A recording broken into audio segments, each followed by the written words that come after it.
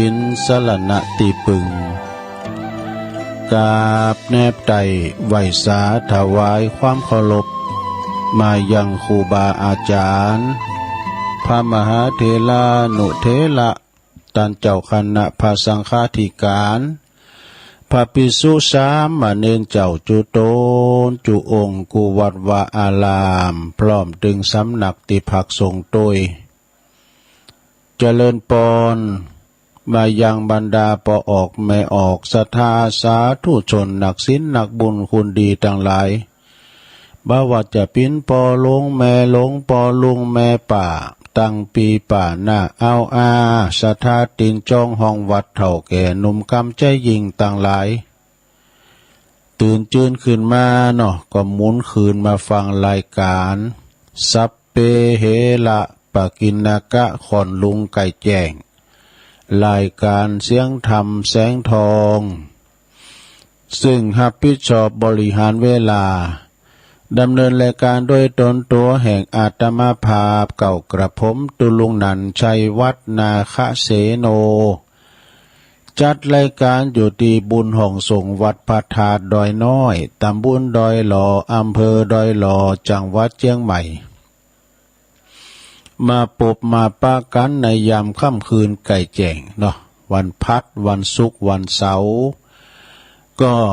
เสาะหาสรรหามรดกทำบ้านปื้นบ้านลั่นหน้าเต็ดน้ำเต็ดทำพองทำสาถาโวทำนาบัดนี่พองเรานี่ทานสาดกพองเอกเอาเก็ดความโหเล็กๆน้อยๆมาเล่าสู่จู้กันฟังเน้อปอออกไม่ออกสะท่าต่างหลายมาปิ้นเปินแก่งอมแก่เงากันไปเวลาว่าเฮานอนบัดลับก็ดีหรือว่าตื่นมาจับก็ดีข่าเวลาหือมันแจ้งเนาะอยู่ไปฟังไปเฮามีหยังเป็นที่ฟังเฮาก็กึดไปตั้งหน้าตั้งในติ๊กๆกันเฮามีอันนี้เปิดฟังก็ฟังไปตามกระแสเนาะศรัทธาญาติโยมทั้งหลายเอามามาจากันบ่ได้ไปเล่าหน้าจ้าควันไผเน้อบ่ได้ไปติตวายหมายช้ามีกำหอนกำหายสร้างไผเอามาเล่าสู่จู้กันฟังเนาะตามน้ำตามธรรมไปมาปะกันวันนี้ก่อนที่ตุลุงจะเอ่ยไปทางสถานีวิทยุนะที่เปิ้นมีบุญต่อโสดประสาทหูเฮาได้ฟังกันถึงจ้องถึงบาทตุลุงจะนำไหวพระเกินเน้อสถาเน้อพร้อมแล้วกราบหนึ่งกราบสองกราบสามอิมินาสกาเลนะพุทธังอภิปูชยามาอิมินาสกาเลนะธัมมังอภิปูชยามาอิมินาสการเรนะสังฆังอภิปูชยามาอะระหังสัมมาสัมพุทโธภะคะวาพุทธังภะคะวันตังอภิวาเทมิสวากขาโตภะคะวะตาธัมโมธัมมังนัมมัสสามิสุปฏิปันโนภะคะวะโตสาวกสังโฆสังฆังนะมามินะโมตัสสะภะคะวะโตอะระหะโตสัมมาสัมพุทธัสสะนะโมตัสสะภะคะวะโต อะระหะโตสัมมาสัมพุทธัสสะนะโมตัสสะภะคะวะโตอะระหะโตสัมมาสัมพุทธัสสะอิติปิโสภะคะวะอะระหังสัมมาสัมพุทโธวิจาจารณะสัมปันโนสุขโตโลกวิโตอนุตตโลปุริสตัมมาสาลาติสัทธาเทวมนุสสานังพุทโธภะคะวะติสวากขาโตภะคะวะตาธัมโมสันติติโกอากาลิโกเอหิปัสสิโกโอปันนะยิโกปัจจตังเวทิตาโปวินโยเหติสุปฏิปันโนภะคะวะโตสาวกสังโฆอุจจุปฏิปันโนภะคะวะโตสาวกสังโฆญายะปฏิปันโนภะคะวะโตสาวกสังโฆสาเมจิปฏิปันโนภะคะวะโตสาวกสังโฆญาติตังจัตตาลิปุริสยุคาเนอัฏฐปุริสภุคาลาเอสะภะคะวะโตสาวกสังโฆอะหุนายโยปะหุนายโยตักขินายโยอัญจลิกาลนิโยอนุตตลังปุญญเขตังโลกัสสติจะยันโตโปธิยามุเลสกายานังนันเทวตันโนเอวังตวังวิจัยโยโหหิจัยยสุจัยยมังคะเลอปัลลาจิตตะปันลังเกสีเสปัทวิปุคะเลอภิเสเกสัปปะพุทธานังอากาปโตปโมทติสุนักตังสุมังกลังสุปปะตังสุโหติตังสุขันโนสุโมโหโตจะสุยิทังพรหมจาริสุปทาคินังกายกัมมังวาจากัมมังปทาคินังปทาคินังมโนกัมมังปณิทิเตปทาคินาปทาคินาเนกาตวนะลาพันตเถปทาคิเน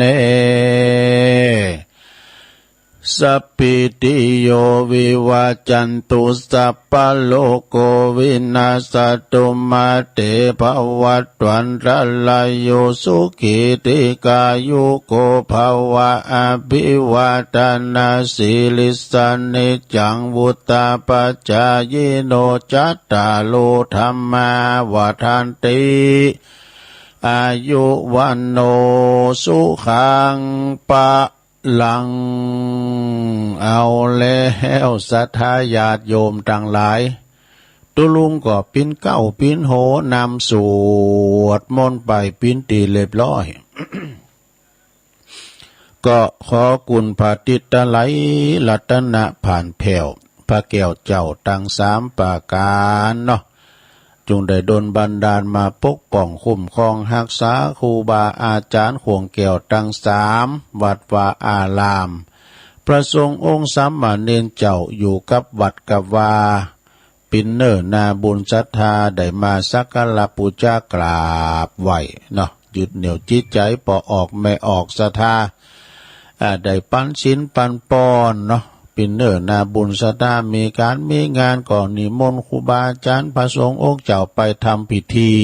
ต่างๆงานกินแขกแต่งงานเจริญพระพุทธมนต์ งานศพงานสากอัปมงคลอย่างต่างๆนะเอาก็ไปสงเคราะห์สิ่งกันและกันเนอศรัทธาเนอปีหูสองน้องหูหนึ่งก็จวยกันไปปึงป่าอาศัยอยู่วัดกำวัดอยู่บ้านกำบ้าน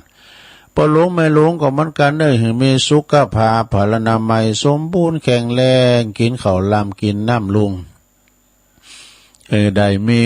ความสุขมีความเจริญปิ้นล่มโพล่มใสของลูกของหลาน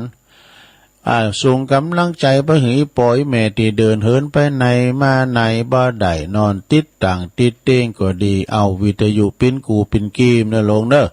นำธรรมคำสอนของพระสัมมาสัมพุทธเจ้าเปิ้นตึงมีถ้าไข่กูวันนะถ้าไข่กูหนาแหละนะทุกชั่วโมงก็ว่าได้การเฮาจางสอหา ฟังไปเริ่มตั้งแต่ตีสามเนี่ยลงเด้อเป็นรายการสดใจเทปนะแต่ว่าในต้องขอสุมาด้วยเนอะได้บอกกล่าวไว้ลงหน้าพอดีว่าตุลุงได้เดินทางไปครับอาจารย์พระครูอภิวัตนาวิกรมก็ไปปุณกะอารามสันตอหรือว่าทุ่งเศรษฐีเปิ้นตาลกฐินตอดกฐินแล้วก็ตาลศาลาตุยเลยไปแล้วก็อาจารย์พระครูตุลุงผมก็ลืมเอาเครื่องถ่ายทอดมาหรอพวกนี้เขาเพียแล้วไปเขาย้างอย่างกรรมเนาะเปิ้นก็เปิดเทปอันพระเจ้า500 จาดเนี่ยตุลุงก็ยังฟังลุกมาอยู่นะ3 โมงก็นอนปุ่นสันตอปุ่นนะรับดีโทก็ปรากฏว่าขอบคุณเนอะเปิ้นก็โทรกันมาเลยออกรายการก็ยันได้เปิ้นก็ติดตามแสดงว่าเปิ้นฟังกันนู่นนี่ ตัวตัง60ผู้ใหญ่ก็โทรมาหาเนาะว่าแต่ก็เมยก็หุ่นนี่น่ะไปไหนบ่มเก่า ต้องขอโทษด้วยเนอะแต่ว่านี่มีว.4 ปูนสันโตน่ะแล้วไปแล้วแต่ขึ้นแล้วปีมาถึง4 ทุ่มปลาย10 โมงปลายซะนะพอดีว่าไปโดยอาจารย์พระครูแล้วก็คือญาติผู้ใหญ่ของอาจารย์มหาสมชาติเนาะเปิ้นได้เสียแก่ชีวิตไปเปิ้นก็เอาศพไว้ที่ว่าทุ่งโป่งที่เฮาไปตานนะคะที่เฮาไปตานสเตนเนาะก็เลยเปิ้นก็ไปเตะธรรมเปิ้นเอาศพไว้ที่วัดเนาะตุลุงก็จะไปนอนอยู่กับตอบกับกุฏิเนาะของท่านมหาน่ะฟังน้ำตกน้ำไหลโอ้เป็นดีโมนพอดีเจ้าพ่อเจ้าแม่อาจารย์พระครูโอ้พอดีเลยตุลุงท่านพระครูปริยัติชัยวัฒน์เป็นรายการเปิ้นแล้วว่าเปิ้นไปที่เฮาไปตะกี้ในการสันโตเพื่อจะไปสวดมนต์ตันนี่เนี่ยตุลุงเข้ารายการท่าอยู่นี่เด้อ ตุลุงก็เคยเนาะมันเคยตีด้วยนะก็อึกอักนะก็เลยจัดรายการขันเวลาอาจารย์ปฏิธรรมจบเนาะนัดจบกันเนอะ8 โมง จบ2 ทุ่มก็เลยปิกกันมาเนาะมาถึงวัดก็พอ4 ทุ่ม10 โมงไปหน่อยอันนี้เราฟังนะไม่ใช่ว่าเมื่อยก็แล้วอยู่ดีสบายเนี่ยในโลกเนอะวันนี้ก็มาแล้วพุกก็มาแถมน้องพุกก็วันเสาร์แล้วนะขออนุโมทนาขอบคุณทางวิทยุในเครือข่ายตีเปิลหับสัญญาณและการธรรมภาคภาษายองจงเวลาตั้งแต่ตี 3 ถึง 5 โมงก็ขอบคุณสถานีวิทยุพระพุทธศาสนาการศึกษาและวัฒนธรรมนะของวัดฝายหินตำบลสุเทพอำเภอเมืองเชียงใหม่เนFM 104.50 เมกะเฮิรตซ์โดยเมตตาบารมีธรรมอาจารย์ท่านพระครูวิสุวัตรพระครูสมุวิสุวัตรวรกิจโจเปิ้นก็ลิงสัญญาณไปปิ้นตีเรียบร้อยองค์ขลงในเมืองก็ฟังกันไปเนอะขอบคุณสถานีวิทยุคณะสงฆ์อำเภอฝางตั้งอยู่ที่วัดพระบาทอุดมนำบ่อเศร้าวาสำนักวิปัสสนาFM 100.25 เมกะเฮิรตซ์โดยเมตตาบารมีธรรมในหลวงพ่อท่านพระครูสุจิตานุรักษ์หลวงพ่อเจ้าคณะอำเภอฝางนะขอบคุณตุบิเจริญโชติธรรมโมตุบิเจริญโชติธรรมโมนี่เพิ่นก็ปูนเพิ่นอยู่วัดศรีมหาโพธิ์ปิ่นมอนปิ่นตะโปธารามปุณพระเจ้าหลวงปุ่นนะเปิดว่ากันถ้าว่าตุลุงรายการตุลุงเนี่ยผมแต่ลูกเจ้าหน่อยเนี่ย เตอก็แต่รีบหมดเข้ามาตุปิโจก็เฝ้าอยู่หั่นนี่กะนะขอบคุณสถานีวิทยุแดนดินถิ่นล้านนาต่างอยู่ที่บ้านโฮงงัวตำบลนำบ่อหลงอำเภอสันป่าตองจังหวัดเชียงใหม่ FM 103.50 เมกะเฮิรตซ์คุณรุจิสมบัติเงาคำเนอะเจ้าของสถานีตุลุงก็สแตนบายไว้ตั้งหลังเนี่ย ขอบคุณสถานีวิทยุคลื่นธรรมะของชุมชนวัดห้วยตองซักตำบลคงเปาจำตองเนอะ FM 98.75 เมกะเฮิรตซ์โดยเมตตาบารมีธรรมอาจารย์พระครูวาปีวรมานิตท่านพระอาจารย์ชวลิชยวังโสก็ลิงสัญญาณไปพินตีเรียบร้อยแล้วก็โซนใต้นี่ก็ฟังกันไปขอบคุณสถานีวิทยุมนเสียงธรรมจากอำเภอแม่แจ่มวัดบุพาราม FM 106.25 เมกะเฮิรตซ์โดยเมตตาบารมีธรรมหลวงปู่พระครูมงคลวิสิทธิ์หลวงปู่ใหญ่เจ้าคณะอำเภอแม่แจ่มขอบคุณท่านพระปลัดอุทัยตึง2อุทัยด้วยเนอะขอบคุณสถานีวิทยุเน็กเนลเรดิโอ FM 96.75 เมกะเฮิรตซ์ตั้งอยู่ที่บ้านโจงตำบลทุ่งขวาวห้างหุ้นส่วนจำกัดอนุสรณ์เรดิโออำเภอเมืองปานจังหวัดลำปางขอบคุณสถานีวิทยุชุมชนคนเหนือเขื่อนนะอำเภอหอดเนอะบ้านดงดำอำเภอหอด FM 90.75 เมกะเฮิรตซ์นะขอบคุณสถานีวิทยุเพื่อการศึกษาและพัฒนาอาชีพอาร์เรดิโอเน็ตเวิร์ก FM 103.00 เมกะเฮิรตซ์อำเภอเมืองจังหวัดลำปางโดยคุณอนุพงษ์ตาจินะขอบคุณสถานีวิทยุอาร์เรดิโอเน็ตเวิร์ก FM 99.50 เมกะเฮิรตซ์วิทยาลัยเทคโนโลยีเพื่อการจัดการกฟผแม่เมาะลำปางขอบคุณสถานีวิทยุวิทยาลัยสงฆ์นครลำปางวัดบุญญาวาสวิหารโดยเมตตาบารมีธรรมหลวงปู่เนอะพระเดชพระคุณหลวงปู่พระราชธรรมาลังการFM 106.50 นะเมกะเฮิรตซ์แล้วก็ขอบคุณน่านฟ้าเรดิโอ FM 100.25 เมกะเฮิรตซ์คุณลูกนิรันดร์ปันดอนตองนะแล้วก็เปิ้นฟังทางเฟซทางไลน์ด้วยเนาะตั้งระบบ YouTube ว่าฟังวัดไฟหินเปิ้นย้อนหลังก็ได้ ให้ลูกขวายลูกหลายก็ฟังย้อนหลังได้เนาะเอามาปะกันวันนี้ศรัทธาญาติโยมทั้งหลายตะลงกับวันศุกร์เนอะศุกร์เอาเราเสาร์เอาหน่วยวันนี้วันศุกร์ที่14แล้ว13แต่ว่า14วันนี้ของเดือนตุลาคมวันนี้ก็มาพบมาปะกันกับพอออกไม่ออกศรัทธาสาธุชนทั้งหลายบางพร้อมก็ตื่นมาแล้วบางพร้อมก็นอนบ่หลับบางพร้อมก็ตื่นมาจับเดี๋ยวจะเต็ดน้ำเต็ดฟังเต็ดน้ำเต็ดธรรมให้ฟังวันนี้มีอันรายจือนิดหน่อยซะนะวันนั้นไปจอยงานที่วัดมนเหล่ามนทาเนาะก็ได้มาอยู่เดี๋ยวก่อนจะถึงนั้นนี่เดี๋ยวก่อนเนอะเอามงคลชีวิตสักหน่อยเนาะเนี่ยเป็นว่าชีวิตเรามีความสุขก็คือชีวิตนะชีวิตที่มีความสุขก็คือชีวิตที่บ่มีรอไผแล้วก็บ่ได้วิ่งหนีไผและบ่ได้วิ่งตามไผเนี่ยชีวิตที่ได้ทำได้เดินได้เที่ยวในสิ่งต่างของตัวเองนี่แล้วก็เฮาบ่ได้ต่อสู้นะเฮาบ่ได้ต่อสู้หยังอยู่บนโลกนี้เพียงลำพังคนเดียวหรอกทุกคนก็ต้องต่างก็ต่อสู้หยังต่อสู้โดยการทางนั้นเพียงแต่ว่าทุกคนต่างต่อสู้ในแนวทางของแต่ละคนนั่นเองของแต่ละทางนั่นเองบางครั้งชีวิตก็คงจะต้องการหยังมากไปกว่าต้องการมากไปกว่าเฮามีบ้านหืออยู่เฮามีข้าวหือกินเฮามีงานหือทำคุณในบ้านของเฮานี่บ่อดอยากเพียงแต่อีกก็มีความสุขแล้วศรัทธา อันนี้เคล็ดธรรมของผู้ที่ทำคนเดิมเนอะรองเจ้าคณะอำเภอลีวัดแม่ตื่นประสูงมาก็แต่กับศรัทธาญาติโยมเฮามีความสุขไม่หยังพองโซโลแกนของปอจันปนานอาคมเตจนาปหลงนานเฮานี่นะยินดีในสิ่งที่ตนได้พอใจในสิ่งที่ตนมี เต้าอีชีวิตเฮาก็มีความสุขแล้วอีน่ะเนี่ยจะได้ญาติโยมเนาะเฮาบ่เห่อเหิมบ่ฟุ้งเฟ้อบ่ก่อนนี่พออยู่พอกินมีพอเพียงอีกก็พอดีแล้วเนาะบัญญังที่มันจะสำคัญต่อสุขภาพร่างกายของเฮาสมบูรณ์แข็งแรงบ่เจ็บบ่ป่วยบ่เมื่อยบ่ไข้อีน่ะเนาะ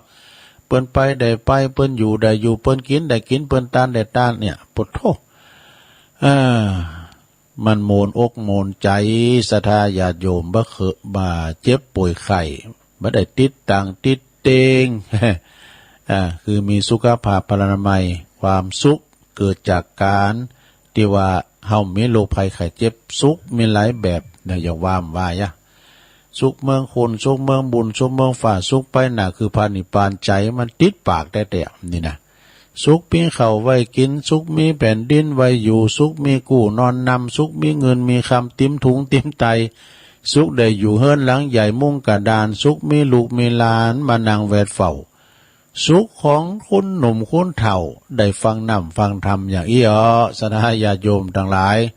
แต่ว่าตุลุมได้จัดผมร้องเปิดอันโทรศัพท์เปิดก็โทรมาเด้อออกรายการพร้อมกับปิ้นหงว่าเมยก้าบ่ได้แจ้งไว้ก่อนเนาะฉะนั้นก็เฮาเคยฟังเนี่ยเนาะอย่างเขาเคยกินข้าวแล้วอุ้มเมงไอ้กะอ้อเมเอากินข้าวแล้วมันยามยะเห็นตุลุงหันว่ามักเมงประกอบมาหือติ๊กแม่คำมาซิลิป้าเขานี่กันหันหน้าแต่เป็นหันเมงเอาตุลุงก่อมปิ้นสังเนาะศรัทธากินเมงอันนี้ก็คือว่าบำรุงขิวเขาว่ากินเมงขิวมันหลอนก็เมื่อก่อนหลอนก็ถึงข้าวมันถึงหลอนหมดละเนาะเขียวฟันไปตามสัจธรรมเนาะเอาแล้วศรัทธาญาติโยมทั้งหลายพัมอัลลัมพบทมาพอตะกึ่งชั่วโมงแล้วเนาะตุลุงเจ้าว่าทำเกินเน้อศรัทธาเน้อมีรายจื่อวันนี้จะแบ่งเป็น2 ภาคมาอ่านวันนี้หาพุกวันเสาร์อ่านน้ำหาสบับ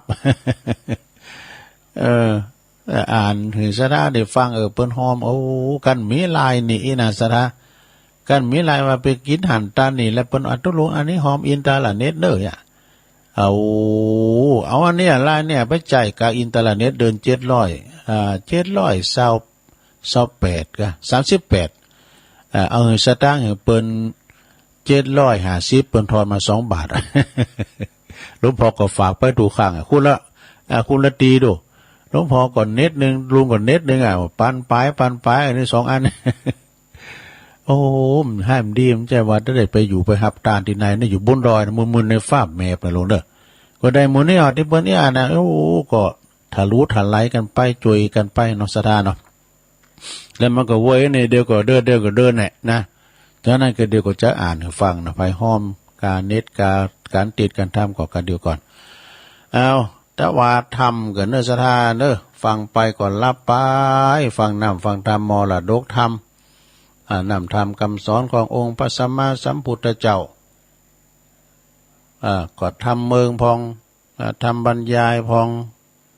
ก็ฟังกันไปฟังไปก่อนรับไปเนอะต่างอกต่างใจฟังแล้วกันเดียวกับอ่านและจือเลยนามเนาะปูจานไว้ไหนแพ้โปง นะโมตัสสะภะคะวะโตอะระหะโตสัมมาสัมพุทธัสสะสัพเพสังขาราอนิจจาสัพเพสังขาราทุกขาสัพเพอนัตตาติสัทธโวดุลาสัพพุลิสัตทั้งหลายทั้งยิ่งใจน้อยใหญ่ผู้มักใฝ่ตั้งธรรมใจกลัวกรรมและบาปอันกายหยาบนานาปาการมามวลหมู่อันมาพร้อมอยู่กะทำบุญเพื่อเฮือหนุนเตื่อมกรรมใดลวงล้ำภัยมารจึงเฮือตานติดต่อมีศีลก่อรักษา ขอศรัทธาจูผู้อุทาอยู่ฟังไปเราจะไขบอกเล่าตามอาจารย์เจ้าอาทิตาเตสนาเก่าไว้บัดนี้แลนะอันว่าตุงสามหางนั้นลาวคนบาเก่าแปลงสืบกันมามีรูปร่างดังคนเราลาแต่ใส่มีสามหางไว้เป็นไม้เมื่อมีคนตายกล้าภาคจักเอาซากเอาศพซากไปป่าจ้าจักมีคนถือไปก่อนหน้านำตางอันละว่าตุงสามหางนี้เหล่านักปราชญ์เจ้าในอาติตากล่าวเป็นปริศนาว่าไว้ว่าเป็นอนิจจังเป็นทุกขังเป็นอนัตตาดังจักจาก่าวแทงเหือเปื่อหือหันแจงหันใส่อันว่าอนิจจังนั้นนาไขบอกว่า คือคนโลกไตยิ่งใจมีรูปกายเป็นเก้าเวทนาเล่าเป็นสองสัญญาปองติดต่อสังขารก่อตัวไปวิญญาณขายขวาดรู้รวมกันอยู่นี่เหล่านักปราชญ์เจ้าเรียกว่าขันธ์ห้าแห่งคนโลกลายิ่งใจอันว่าลูกกายเหล่านี้จักเก่าวาจีไข่ปันย่อมแผ่พันความเงียงลูกบิดเบียงเฟื่อนวายคือหากเป็นไปตามธรรมชาติไผบ่อาจหลีกเว้นไปจากเส้นกฎหมายมีเกิดแก่เจ็บตายจู้ผู้เราบ่อาจรู้วันยามมักจุลาดไล่ตามบ่ได้ขาดเหตุนั้นเราอย่าได้ประมาทละสาอันละว่าสังขารเราลานี้เราประกอบด้วยธาตุสี่มีดินน้ำลมไฟย่อมเปลี่ยนไปตามกาลเวลา คือว่าเราเกิดมาเมื่อก่อนก็มาเป็นเด็กน้อยอ่อนน้อยพงอ่อนอ้อยเด็กขากันว่าขึ้นใหญ่มาก็เป็นหนุ่มเป็นสา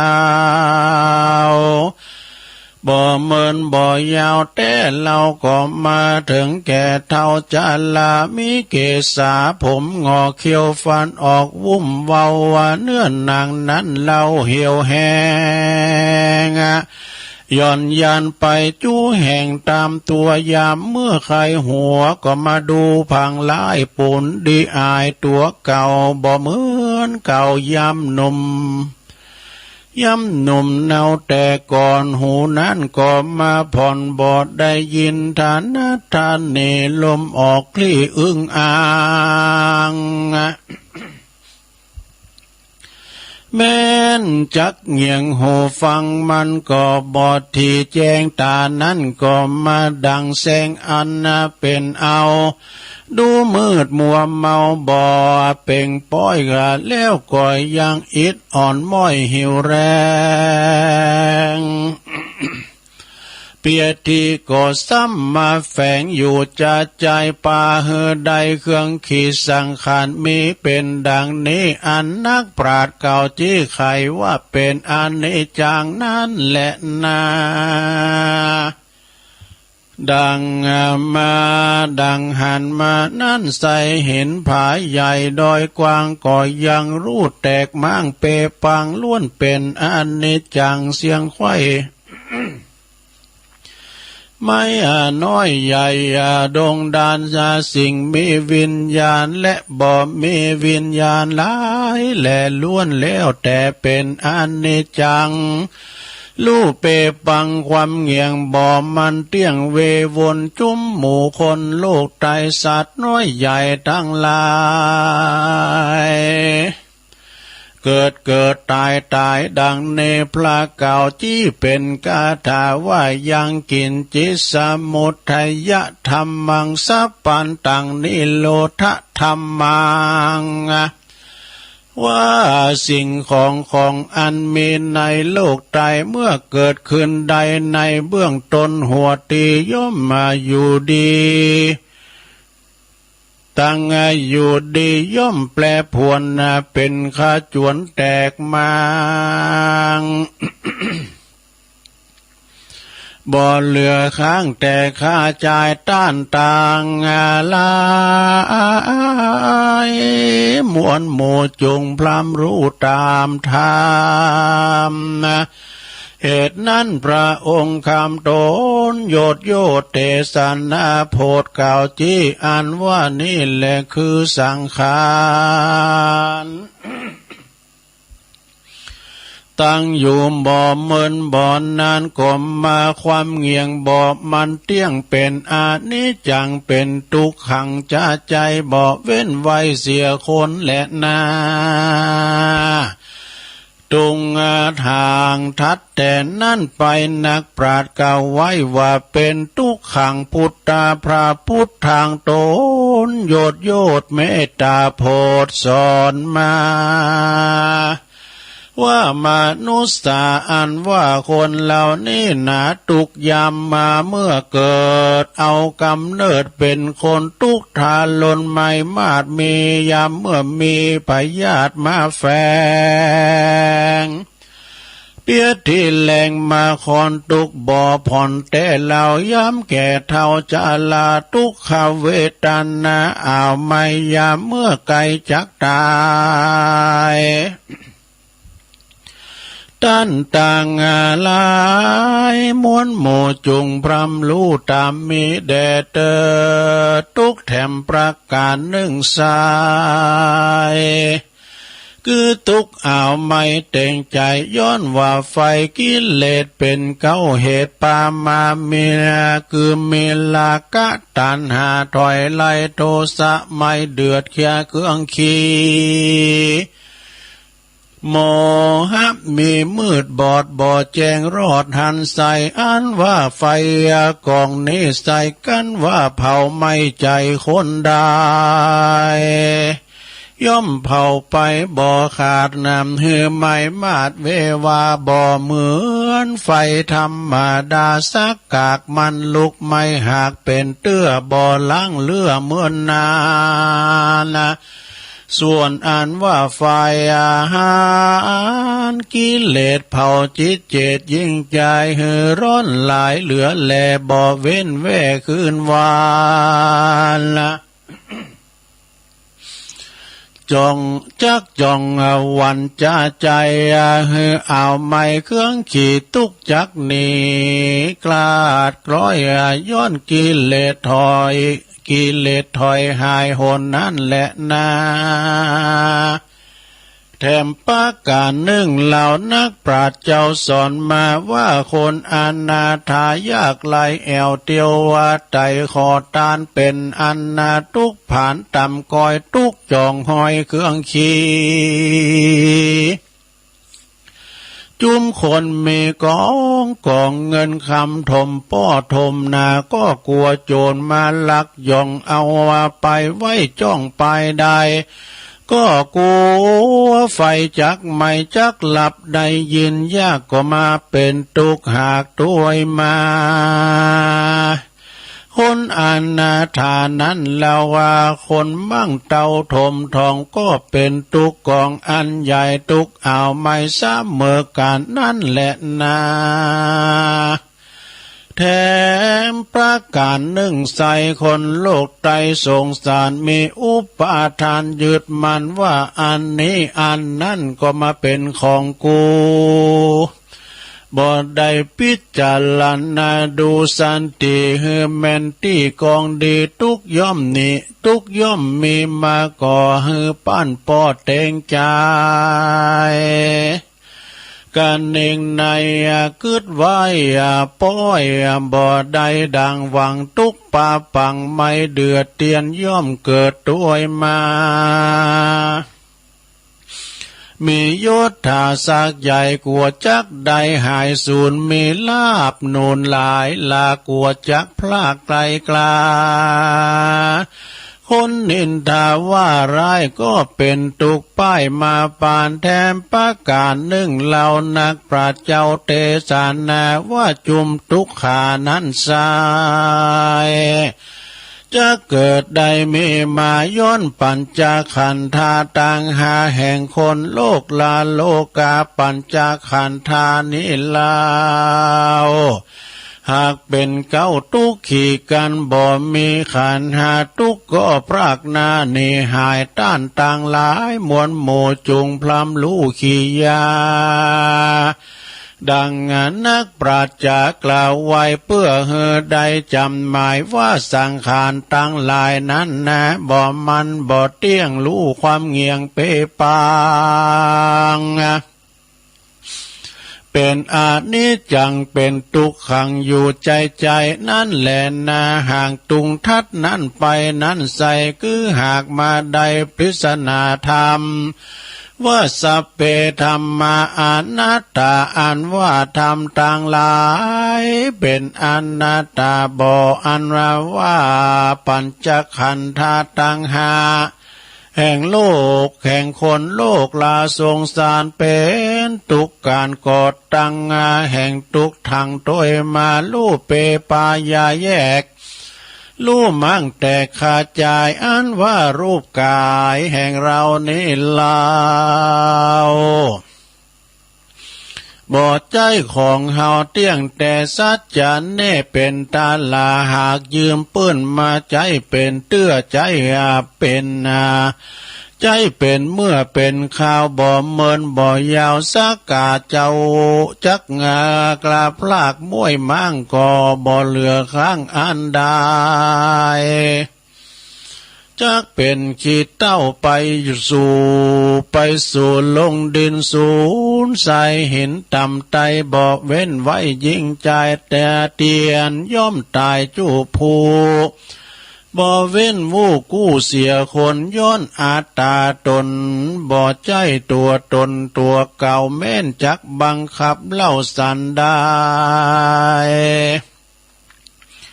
ก็บ่เป็นไปดังเกิดไว้บังคับมันบ่ได้แต่ดีลีดังบาลีกล่าวไว้ว่ายังทุกขังทันนันนัตตา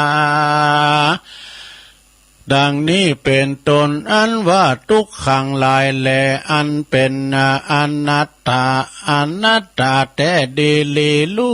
ปดังรูปกายแล้วมีนิลาวบ่เฮอมันแก่เท่าจาลาบ่เฮอพยาเปียที่มาถูกต้องในแห่งห้องอินทรีย์จังงานหนาวร้อนมีนั้นใส่ก็ห้ามมันบ่ได้สันใดจักกาไกลาพลากตามมันหากฎหมายต้านต่างหลายมวลหมู่จู้ผู้จุงพรำรู้ตามธรรมมาฟังแล้วจำจุดจือไว้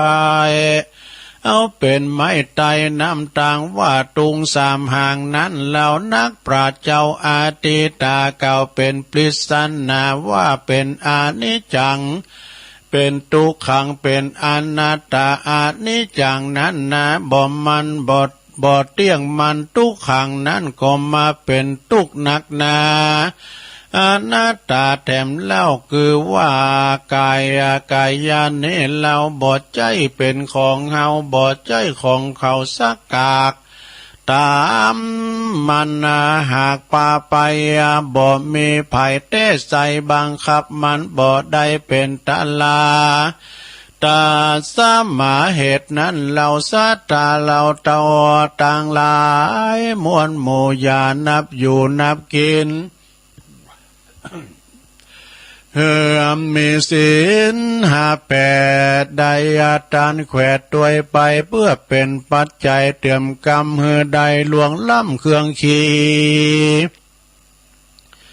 การตายนี่กาพลากดับจิตจากเมืองคนได้เอาตนไปเกิดจันฟ้าเลิศเมืองสวรรค์สุขนิรันดร์จื่นจอย ดังไฟห้อยผาฐานนาขอสัทธาจุภูมวลหมู่ทวนนากู้ยิ่งใจ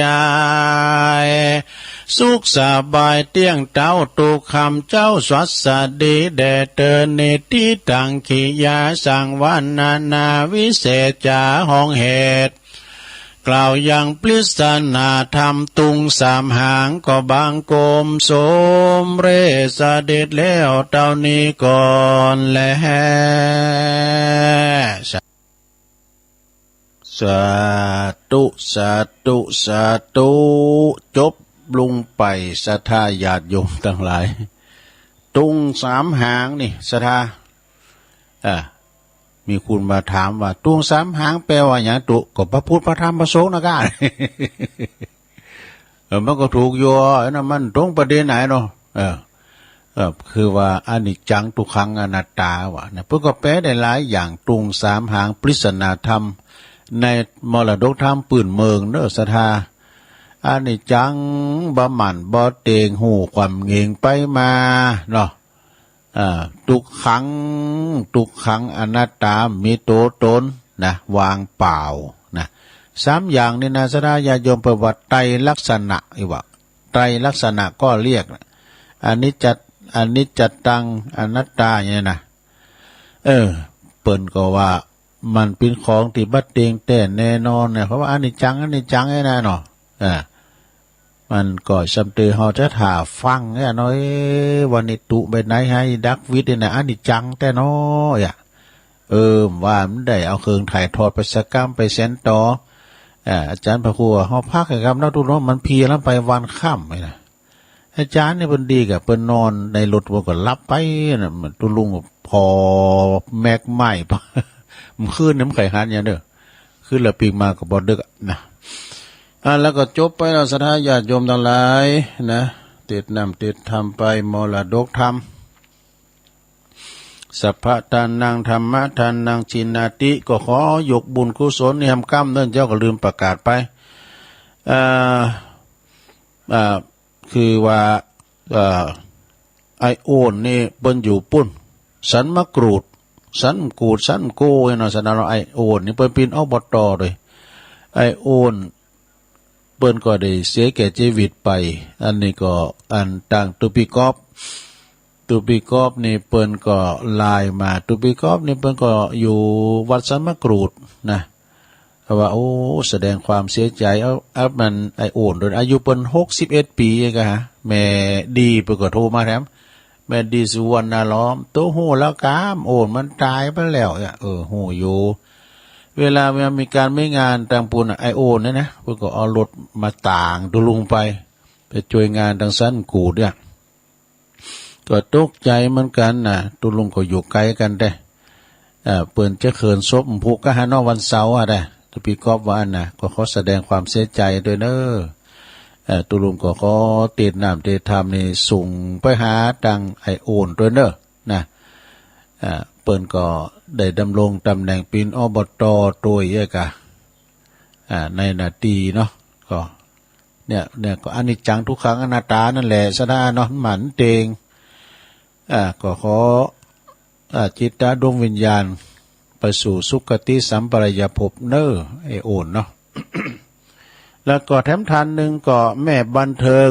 นี่จื่อแต่เพิ่นน่ะถ้าจื่อลิ้นว่าแม่ลงม้อยคันธุลาแม่ลงม้อยนี่เปิ้นอยู่บ้านหอยออกก็โหมกินโหมต้านไปนอนวัดนอนวาน้ำก่อน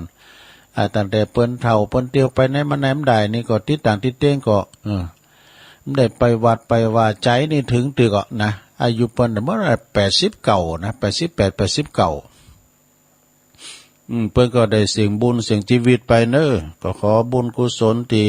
ได้เข้าวัดเข้าว่าอาบน้ำฟังธรรมใส่บาตรยัดปกก็ขอเป็นบุญเป็นกุศลเนาะติดน้ำติดธรรมยกไปหาแม่ลงม้อยตัวเนอขอเหือนไปสู่ในสัมปรายภพสุขสวรรค์ในสวรรค์จันทร์ฟ้าเนอลงม้อยเนาะแล้วก็ต่อไปก็จะประกาศได้จื่อเลยนามไม่ก่อนเนาะศรัทธาเนาะเดี๋ยวจะเล่านิทานด้วยนะเล่านิทานถึงศรัทธาได้ฟัง อันดับแรกนี่ก็ขอบคุณเนอะคณะสัตยาจากเมืองฝางไปใต้การนำของเจรพีพันธ์เครือโยนะหลังทกสฝางทำบุญรวมกันมานี่หลายทานหลายคุณอันประกอบไปโดยระพีพันธ์แล้วก็แม่เขียวแล้วก็แม่เอเนาะปางปอยแม่อามปางปอยแม่จันสีแจงโฮลินแม่ฟูนแล้วก็แม่สมศรีนันทารามเนาะรวมกันมาคุณเล็กคุณน้อยก็ต้องขอบคุณเด้อพี่น้องเมืองฝางวันนั้นก็ไปที่งานนั้นนะกะวางศิลาฤกษ์อันเหล่ามนทาเนาะตานตอดกฐินตัวก็พี่น้องเมืองฝางก็มากันหลายตีหลายต่างนะแล้วก็มีประหลงศิลาแม่บุญศรีสร้างเลงพี่น้องตุนพึ่งน้องหลองเน้อก็ฝากห้อมมาโดยขอบคุณเน้อแม่บุญศรีสร้างเลงก็ฟังอยู่เตดนำเตดทำเป็นการเตดตุลุงสาธุเด้อแม่โนน แม่โนนสิทธิวังแม่อำพันธ์บุญกองบุญแม่จงดีเชื้อกันทาอันนี้มาใส่บุญแม่จงดีเนาะปมอินทร์เขาก็มาวันนั้นนะฝางโลมทำบุญมาโดยก็ขอบคุณเนอแม่กันดาสีเนตรก็ฝากห้อมมาโดยแล้วก็มีแม่สุวิทย์แม่สุทิศกันทิยะใหม่ศิลินะปว่าใหม่ศิลิแม่สีนวลพรม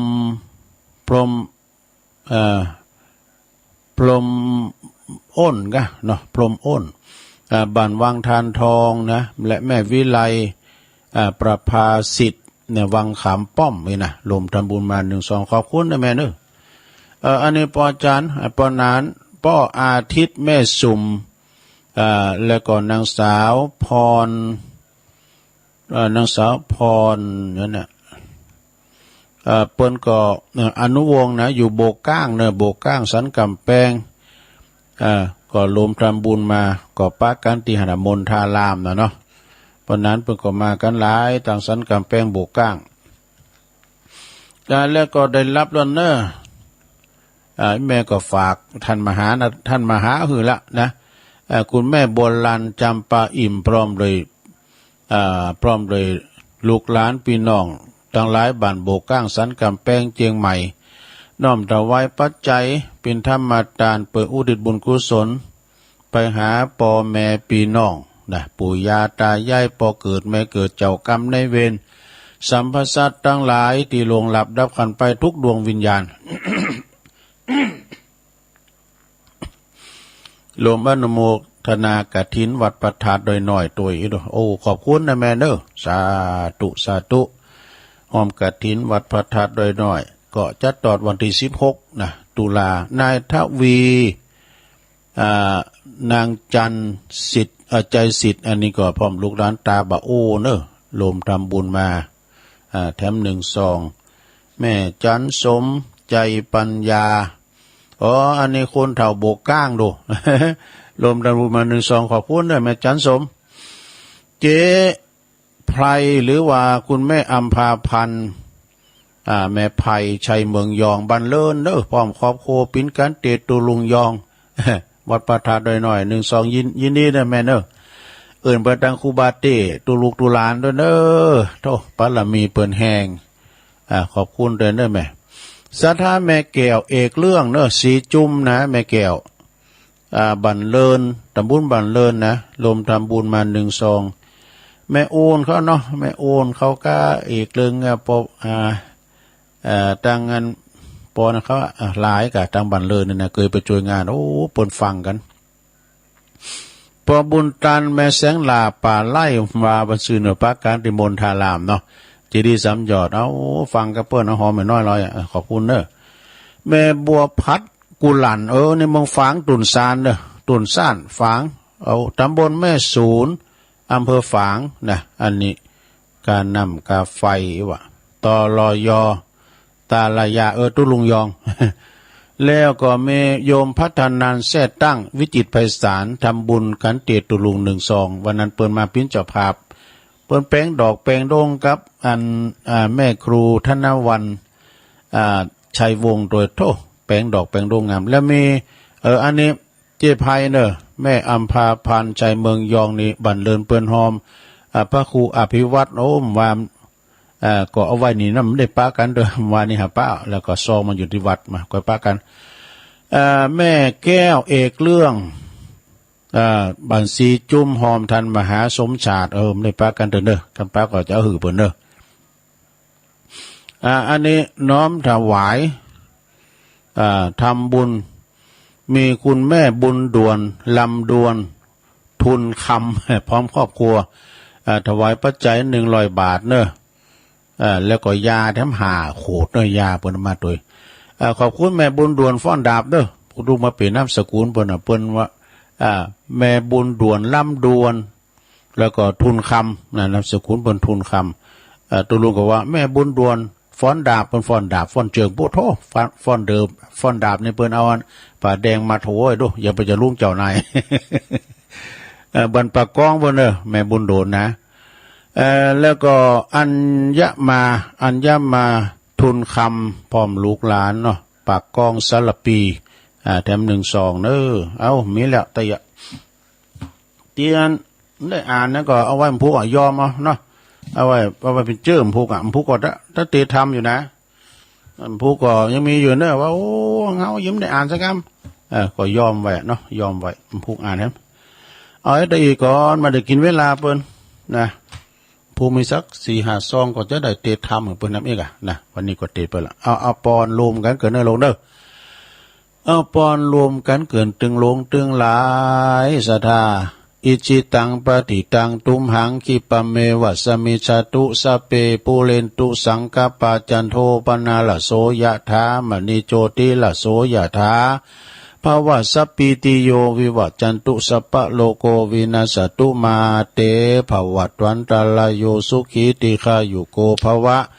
อภิวาทานาสีลิสานิจังวุตาปัจจายโนจัตตาโลธรรมาวัฏันติอายุวันโนสุขังปะลังเอาละสาธุสาธุอันนี้ก็จะปิ้นแรงผลักดันแรงจิตแรงใจกับตุลุงด้วยเพราะว่าก็จะได้ไปชำระให้กาอินตลาเน็ตเดิน700 ไป700 ไปนะสดายาโยมนะก็จะได้มาเราสู่จู้กันฟังอีกถ้าว่ามีเน็ตเขาก็ไม่ได้ฟังมันก็ดึงเน็ตได้ปุรมเดี๋ยวนี้ปุรมเอาอยู่ว่าเพราะว่ามันเน็ตกินขาต่อไปจะเราเนี่ยความดีของเน็ตพูดไปมึงฟังบ่จะเรานิทานเนอศรัทธาญาติโยมต่างหลายบางทีนี่มันเล็กๆน้อยๆก็เป็นเรื่องใหญ่นะศรัทธามันไม่จะได้ลองฟังบ่เนาะเรื่องพญาเอละกะปัตตนาคราชนี่เป็นจะได้ก็มีเรื่องมาว่าพญาเอละกะปัตตนาคราชนี่นะเมื่อครั้งพระพุทธศาสนาของพระพุทธเจ้ากัสสปะเนาะเปิ้นได้เกิดมามีสวาตุเจ้าได้เกิดมามีตุเจ้าหนุ่มตุนหนึ่งนะตุเจ้าหนุ่มตุนหนึ่งเปิ้นก็ลุงเฮอไปพายเฮอไปลุงเฮอไปตามแม่น้ำคงคาเด้อพายเฮอไปตามแม่น้ำคงคาแล้วก็เอามือลุงน้ำมือจับใบเอละกะเนี่ยมันเป็นใบอย่างใบเอละกะนี่แปลว่าใบตะไคร่น้ำใบตะไคร่น้ำนี่ก็คือเตานะกันเนาะสลายน้ำใจตะไคร่น้ำขี้คูกันเนาะไข่คูกันแต่ก็เป็นกำมะกอหนึ่งว่ะนะเอาใบตะไคร่น้ำมากอหนึ่งแล้วก็เมื่อเฮอแลนไปก็บ่ได้ปล่อยใบตะไคร่น้ำก็ทำเหมือนมันพุดมันขาดไปนะทำเหมือนเก้าอันน่ะใบตะไคร่น้ำพุดขาดไปท ทีนี้พระภิกษุหนุ่มนั้นคือตู้เจ้าหนุ่มนั้นก็บ่ได้แสดงอาบัติว่าบ่ได้นะสระญาติโยมตู้เจ้าเนี่ยนะโอ้ก็227ข้อเนาะวินัยพุ่นน่ะแม้แต่ว่าพาของคิ้วก็บ่ได้นะอย่างตู้เจ้าแล้วจากยาก็บ่ได้นะตามในพระธรรมวินัยนะ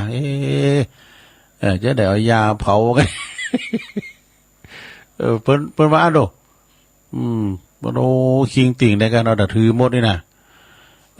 แล้วก็อันเปิ้นทำให้ตะไคร่น้ำนั้นขาดไปแล้วก็ไม่ได้แสดงอาบัติเปิ้นก็ถือว่าคิดว่าเล็กๆน้อยๆพิสังกายนะได้ไปเจริญกรรมฐานอยู่ในป่าตลอด 20,000 ปีว่ะดูหลง 20,000 ปีเวลาไก่จะมรณภาพเลยนะเวลาตุเจ้าหนุ่มนี่ไก่จะมรณภาพก็ปีนอันว่าเหมือนกับใบตะไคร่น้ำมาปั้นอยู่ที่คออันว่าหั่นมาปั้นอยู่ที่คอนะสดาญาติโยมทั้งหลายเวลาเฮาไก่ตายไหมนะมันตีเฮาไปคำไปขี้อย่างสัตตาลิสานเนี่ยมันจะมาลอยอยู่ตรงหน้ามันจะมาลอยมันย่อเย้ยคราวนี้จะตายแล้วบอกอันนี้ก็สลายนี่ก็มาปั้นอยู่ที่คอว่าหั่นอยากจะแสดงอาบัติแต่เนออยากจะแสดงอาบัติแต่เนอแสดงอาบัติก็คือหมายความว่าการไผอันแก่ว่าซ้ายนะเปิ้นก็จะนั่งปนมมือแล้วก็มกองหลังนะแล้วก็ตุ้นตีนเปิ้นหนุ่มแล้วประกอบหมอบติดปุ่นนี้หมอบติดแป้นว่าตุ้นหนุ่มแล้วก็จะขอก่อนอาหังปันเดสัมภหุลานานาวัตถุกโยปะเตโยปโนตาปะเทเสมิเนี่ยตุเจ้าที่เปิ้นแก่ว่าซะอ่านปัสสสีอาวุโสเพื่อแสดงอาบัติการโยมนะมันก็เล็กๆน้อยๆมันก็จะป้นไปนะทีนี้เปิ้นขอใครแสดงอาบัติแต่เนอตุเจ้าหนุ่มคุณนี่นะตุนี่นะแต่ปรากฏว่าไม่มีพระภิกษุอื่นที่มากำแล้วนะ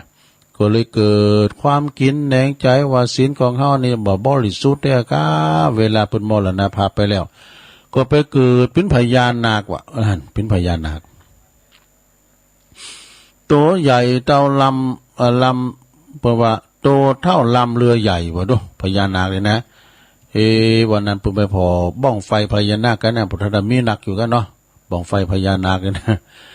เมื่อได้เพิ่นก็ได้ชื่อว่าเอรักกปัตนะเอรักกปัตนะชื่อนาคเพิ่นนะพอเกิดมาก็นึกจัดได้แล้วก็เลยเกิดความเสียใจเสียใจใหญ่ว่าเสแห้งที่เจริญสมถะธรรมอยู่มาตลอดกาลนานต่อมาไปหลังก็ได้มีธิดาเนี่ยพญานาคก็มีลูกเขาบอกมีธิดามา1คนเนี่ยธิดาของเปิดก็คือลูกสาวพญานาคนะพอถึงวันเดือนปิงก็จะแผ่พังพานผ่าใหญ่แล้วก็ขึ้นกลางแม่น้ำคงคาเนี่ยพญานาคเลยนะแล้วจะมีธิดาคือลูกของเปิดจำแรงปิ้นอันเหมือนเทพธิดายืนฟ้อนลำทำเพลงอยู่บนพังพานอยู่บนโหเนาะลำอยู่บนพังพานวะแล้วก็ห้องเพลงนี้ไม่ใช่เพลงธรรมดานะไม่ใช่เพลงผ่องศรีวรนุชนะเป็นเพลงปัญหาวะเป็นเพลงปัญหาประกาศว่าผู้ใดได้แก่ได้นะแก่ปัญหาในเพลงนี้ได้นะรถด่วนขบวนสุดท้ายไผแก่ปัญหาเพลงนี้ได้ในผู้นั้นในพร้อมที่จะยกสมบัติในเมืองพญานาคคือหมดว่าเนี่ยเป็นว่าปรากฏว่าเจ้าจุมพูทวีปเนี่ยเจ้าจุมพูทวีปในเมืองคุณเนี่ยป้ากันทั้งหมดทั้งสิ้นนี่ก็อยากจะได้นางนาคคุณนะธิดาของพญานาคนะก็ป้ากันไปห้องเพลงแก่กูเดินบอกไผก็แก่มตกเด้อเพลงบ่มีปัญหานะแต่บ่ได้มีไผแก่ถูกจนกระทั่งลงเลยมา1 พุทธันดรแน่มือนะแก่1 พุทธันดรนี่นะคือช่วงระหว่างพระพุทธเจ้าอีกองค์หนึ่งจะเกิดขึ้นนะพออันมีกำหนดนานถึงแผ่นดินสูงขึ้นมาได้1 โยชน์ดูเมื่อว่าพระพุทธเจ้าของเฮาในบังเกิดขึ้นในโลกแล้วเนาะก็ทรงสอนเพลงแก่หือมานพคนหนึ่งเนาะมานพแปลว่าชายหนุ่มนะชื่อว่าอุตตระ ไปแก่เหรอนะไปแก่เพลงนี้เนี่ยไปห้องแก่นะส่วนว่าพระพุทธเจ้านั้นก็ได้ประทับอยู่ตีต้นไม้ต้นหนึ่งไก่ๆกับแม่น้ำคงคาในลงเนอะไก่ๆกับแม่น้ำคงคาอุตรมานพนะก็เดินฝ่าฟูงชนเข้าไปจุนกระทั่งว่าถึงหิมแม่น้ำแล้วถึงหิมแม่น้ำคงคาแล้วเมื่อวันนางได้ห้องเพลงขึ้นมาว่าเสียงรถด่วนคุ้มใจอันนั้นของสีนี่คุ้มใจกูไม่ลงรับเลยเอาตลกมาใส่หน่อยอันนั้นเพลงของสีนี่เป็นห้องเพลงปริศนาเนอะผู้ตีปิ้นใหญ่เปิ้นในเพลงเนี่ยเปิ้นบอกว่าเปิ้นแปลออกมาว่าผู้ปิ้นใหญ่ในสิ่งได้จึงได้ชื่อว่าปิ้นพระราชาเนี่ยพระราชาอย่างได้จึงได้ชื่อว่าไม่มีทุลีเนี่ยบุคคลอย่างได้ที่เรียกว่าพานเนี่ย3อย่างเนี่ยซะนะนางห้องเพลงแก่3อย่างในนามปรากฏอันหนึ่งพุทธันดรมีไผใดพอถึงศาสนาของพระพุทธเจ้าสมณโคดมของเฮาทั้งหลายเนี่ยมีอุตรมานพมีใจหนุ่มนะเพื่อจะไปห้องแก่แล้วนะไปห้องแก่ว่าอยู่อามเมยอยู่ มันเพลงสุรพลนี่เพิ่นแก่ไว้ซะนะอุตรมานพก็ได้ห้องเพลงแก่ขึ้นว่าผู้ที่ปิ้นในทวาร6เนอะผู้ที่ปิ้นในทวารทั้ง6ได้ชื่อว่าปิ้นพระราชาผู้มีราคะตัณหาได้ชื่อว่าพระราชาผู้มีทุลีผู้มีทุลีบนศีรษะผู้มีผู้บ่มีราคะตัณหาได้ชื่อว่าเป็นผู้ไม่มีทุลีนี่ผู้ที่มีราคะตัณหาได้เรียกว่าเป็นพานดังนี้แน่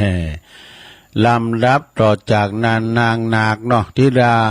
ลูกสาวพญานาคก็ห้องเพลงต่อไปแถมนะห้องละตัวลุงห้องละตีอายเบิ่น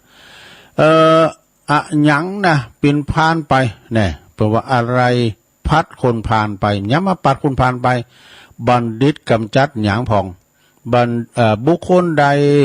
บุคคลอย่างได้ตีเรียกว่าผู้ปลอดโปร่งจากเครื่องก่อกิเลสนี่อุตรมานพก็เลยห้องต่อไปเลยนะห่วงแม่น้ำใหญ่ทั้ง4ปัดเอาคุณพานไปเนอะเนี่ยห่วงแม่น้ำใหญ่ทั้ง4นี่นะปัดเอาคุณพานไปคุณพานนี่คุณบัดนี้ใช่ไหมบัณฑิตกำจัดห่วงแม่น้ำใหญ่ทั้ง2นั้นเสียโดยความเปลี่ยนนี่ผู้ที่ปราศจากเครื่องเกี่ยวข้องทั้งสิ้นมีความหักไข่เป็นต้นเรียกว่าเป็นผู้ปลอดโปร่งจากผู้เกาะเกี่ยวดังนี้นี่ เมื่อว่าพญานาคได้ฟังคำแก่จบลงอย่างนั้นแล้วนะก็นึกว่าบัดเดี๋ยวนี้พระพุทธเจ้าได้บังเกิดขึ้นแล้วในโลกนี้เนอะนะก็มีใจดีใจมากหนักจึงเอาหางฝาดนำสะเทือนเลินลันเหมือนกับมันมากระทบฝั่งเหมือนกับสึนามิ ปรากฏว่าคุณดังหลายนั่นนะที่เปิ้นมาเฝ้าพอนะบทโตตกน้ำกันหมดพญานาคก็เลยว่าเก็บเอาคุณหับเก็บคุณแผ่พังพานเก็บให้คุณออกไปฝังไปสู่บุญบกบดเนี่ยไผมันตายจังคุณน่ะเนี่ยจึงขึ้นไปถามอุตรมานพว่าพระพุทธเจ้าบังเกิดขึ้นแล้วเปิ้นอยู่ที่ไหนประทับอยู่ที่ไหน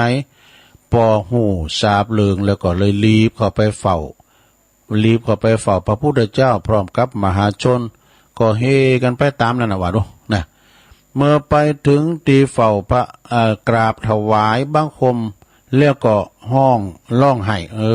พญานาคเป็นคุณเป็นแสลงเป็นคุณมานะให้วะ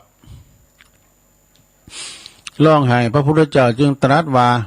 นี่แหละมหาชนอันการเกิดเป็นมนุษย์นะการฟังธรรมก็ดีมีการมีพระพุทธเจ้าบังเกิดเป็นของตีอยากเนอะนะพระพุทธเจ้าก็เกิดมาเป็นของตีอยากพอจบคำนะพอจบคำนี่ลุงแล้วพญานาคนะก็หมดความเสียใจ คนทั้งปวงก็ได้สำเร็จเป็นสำเร็จมรรคผลถึง84,000 คุณเนี่ยก่อนนี้พระพุทธเจ้าเปิ้นเทศนาอย่างเล็กๆน้อยๆก็บรรลุหมดอาสนะเนาะส่วนว่าพญานาคซึ่งเคยลำบากในสิ่งทั้งหาก็คือในการคือถือปฏิสนธิกาในการหลอกข่าวกาการนอนกาหรือว่าการรวมกูกาการจุติกาน่ะตามธรรมดาของนาคก็บ่ลำบากอีกต่อไปแล้วนะจะไปตีไหนก็จำแรงแปลงกายเป็นมานพเป็นคุณหนุ่มคุณน้อยนะแต่แรงกายไปแล้วก็ได้ไปมีความเหลื่อมใสในพระพุทธศาสนาเนอะเรื่องนี้เป็นจริงหันว่าพระอะไรแปลว่าพระตายทั้งอาบัติหรือพระตายทั้งอาบัติก็จะต้องไปเกิดในสัตตลิสารแล้วก็หรือว่าตกนรกอย่างใดอย่างหนึ่งเพราะฉะนั้นเวลาเจ็บไข้นักก็ดีจึงต้องแสดงอาบัติเสมอเนอะเนี่ยตุลุงเขาเนี่ยก็เวลาสวดมนต์แล้วก็ไปแสดงอาบัติกับหลวงพ่อนี่ตูหนุ่มตูน้อยเขาตุลุงเขาเนี่ยนี่ก็จบลงไปเนอะศรัทธาญาติโยมเนาะในพญาเอลกะปัตตนาคราชตายแล้วมาเกิดเป็นนาคแกนะจบลงไปศรัทธาญาติโยมทั้งหลายที่จริงตุลุงก็ติ๊กมาแถมนะมีทำอยู่เนอะศรัทธาเนาะว่านี่เตธรรมนิพพานสูตรดูกึดได้ก่อนนะมันมีอย่างพอให้เพิ่นก็บอกว่าอานิสงส์ของการแผ่เมตตา11ประการในธรรมนิพพานสูตรเพราะว่ายามเมื่อเฮารับก็เป็นสุขเหลือหลายตื่นขึ้นมาก็สบายจมจืนบ่ฝันหันไล่หือตื่นตกใจแม่นไปตีแห่งหนตำบลใดก็มีผู้ฝูงคุ้นหักไข่ฝูงผีปีศาจน้อยใหญ่ปียาแปงเนี่ยเทวดาเตรียมแฝงวงแวดเฝ้าไฟยาปิดและหอกดาบนั้นเล่าบ่ฆ่าหือตายจิตใจมุ่งหมายเป็นสมาธิได้เร็วด่วนใบหน้างามแหลบล้วนผ่องผิวใสสติก็บ่หลงไหลเมื่อกระทำการละมรณาตเมื่อว่าเฮาตายไปแล้วบ่หลงตายนะเพิ่นว่านะซะนะในธรรมเพิ่นว่านะนี่ธรรมนิพพานสูตรติตุลุงไปเตดปุ่นขึ้นแล้วเนี่ยไปเตดว่าออนไลน์มาเนาะ เมืองปานบ่อันนี้ประวัติหนึ่งรับก็เป็นสุขตื่นขึ้นมาก็2ตื่นขึ้นมาก็เป็นสุข3ฝันแต่สิ่งที่เป็นมงคลเนี่ย4เป็นที่หักไข่ของหมู่มนุษย์เนี่ย5เป็นที่หักไข่ของหมู่มนุษย์ก็คือพูดผีปีศาจนั่นเอง6เทวดายอมรักษาด้วยนะเฮามีเมตตานี่นะ11ประการ6เทวดายอมรักษา7ไฟศาสตรายาปิดทำลายบ่ได้นี่เฮามีเมตตานะ8จิตเป็นสมาธิได้เร็วเก่าผิวหน้ายอมผ่องใส10บ่หลงไหลในเวลาไก่ตายก็คือมีตีปึงนะเป็นที่ไปบังเกิดบนโลกสวรรค์แล้วก็10ถ้ายังบ่ถึงบ่บรรลุธรรมคุณธรรมชั้นสูงยอมไปบังเกิดในพรหมโลกเนอะอันนี้เอามาเราเสริมให้หน่อยนะศรัทธาญาติโยมทั้งหลายก็เป็นเมตตา11ประการในธรรมนิพพานสูตรเนอะศรัทธาเราสู่จูกันฟังไป ตอนนี้ไปศรัทธาญาติโยมตุลุงก็ขออนุญาตเนาะประกาศข่าวสารงานบุญให้ครับครูบาอาจารย์สักเล็กสักน้อยเนอะงานเขางานนั้นนี่นะก็วันที่22เดี๋ยวกันเด้อเอาอันนี้ก่อนกันเนาะ งานบุญกฐินก็ดี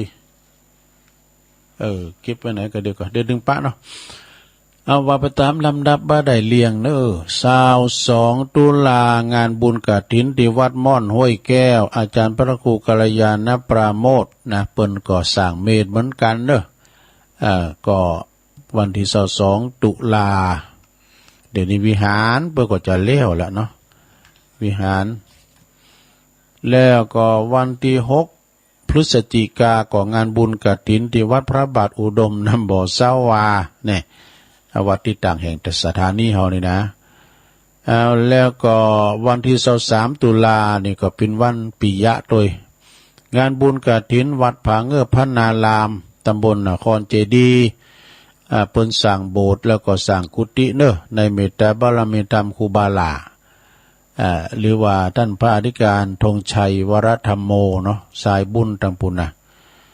แล้วต่อไปงานวันที่24 ตุลา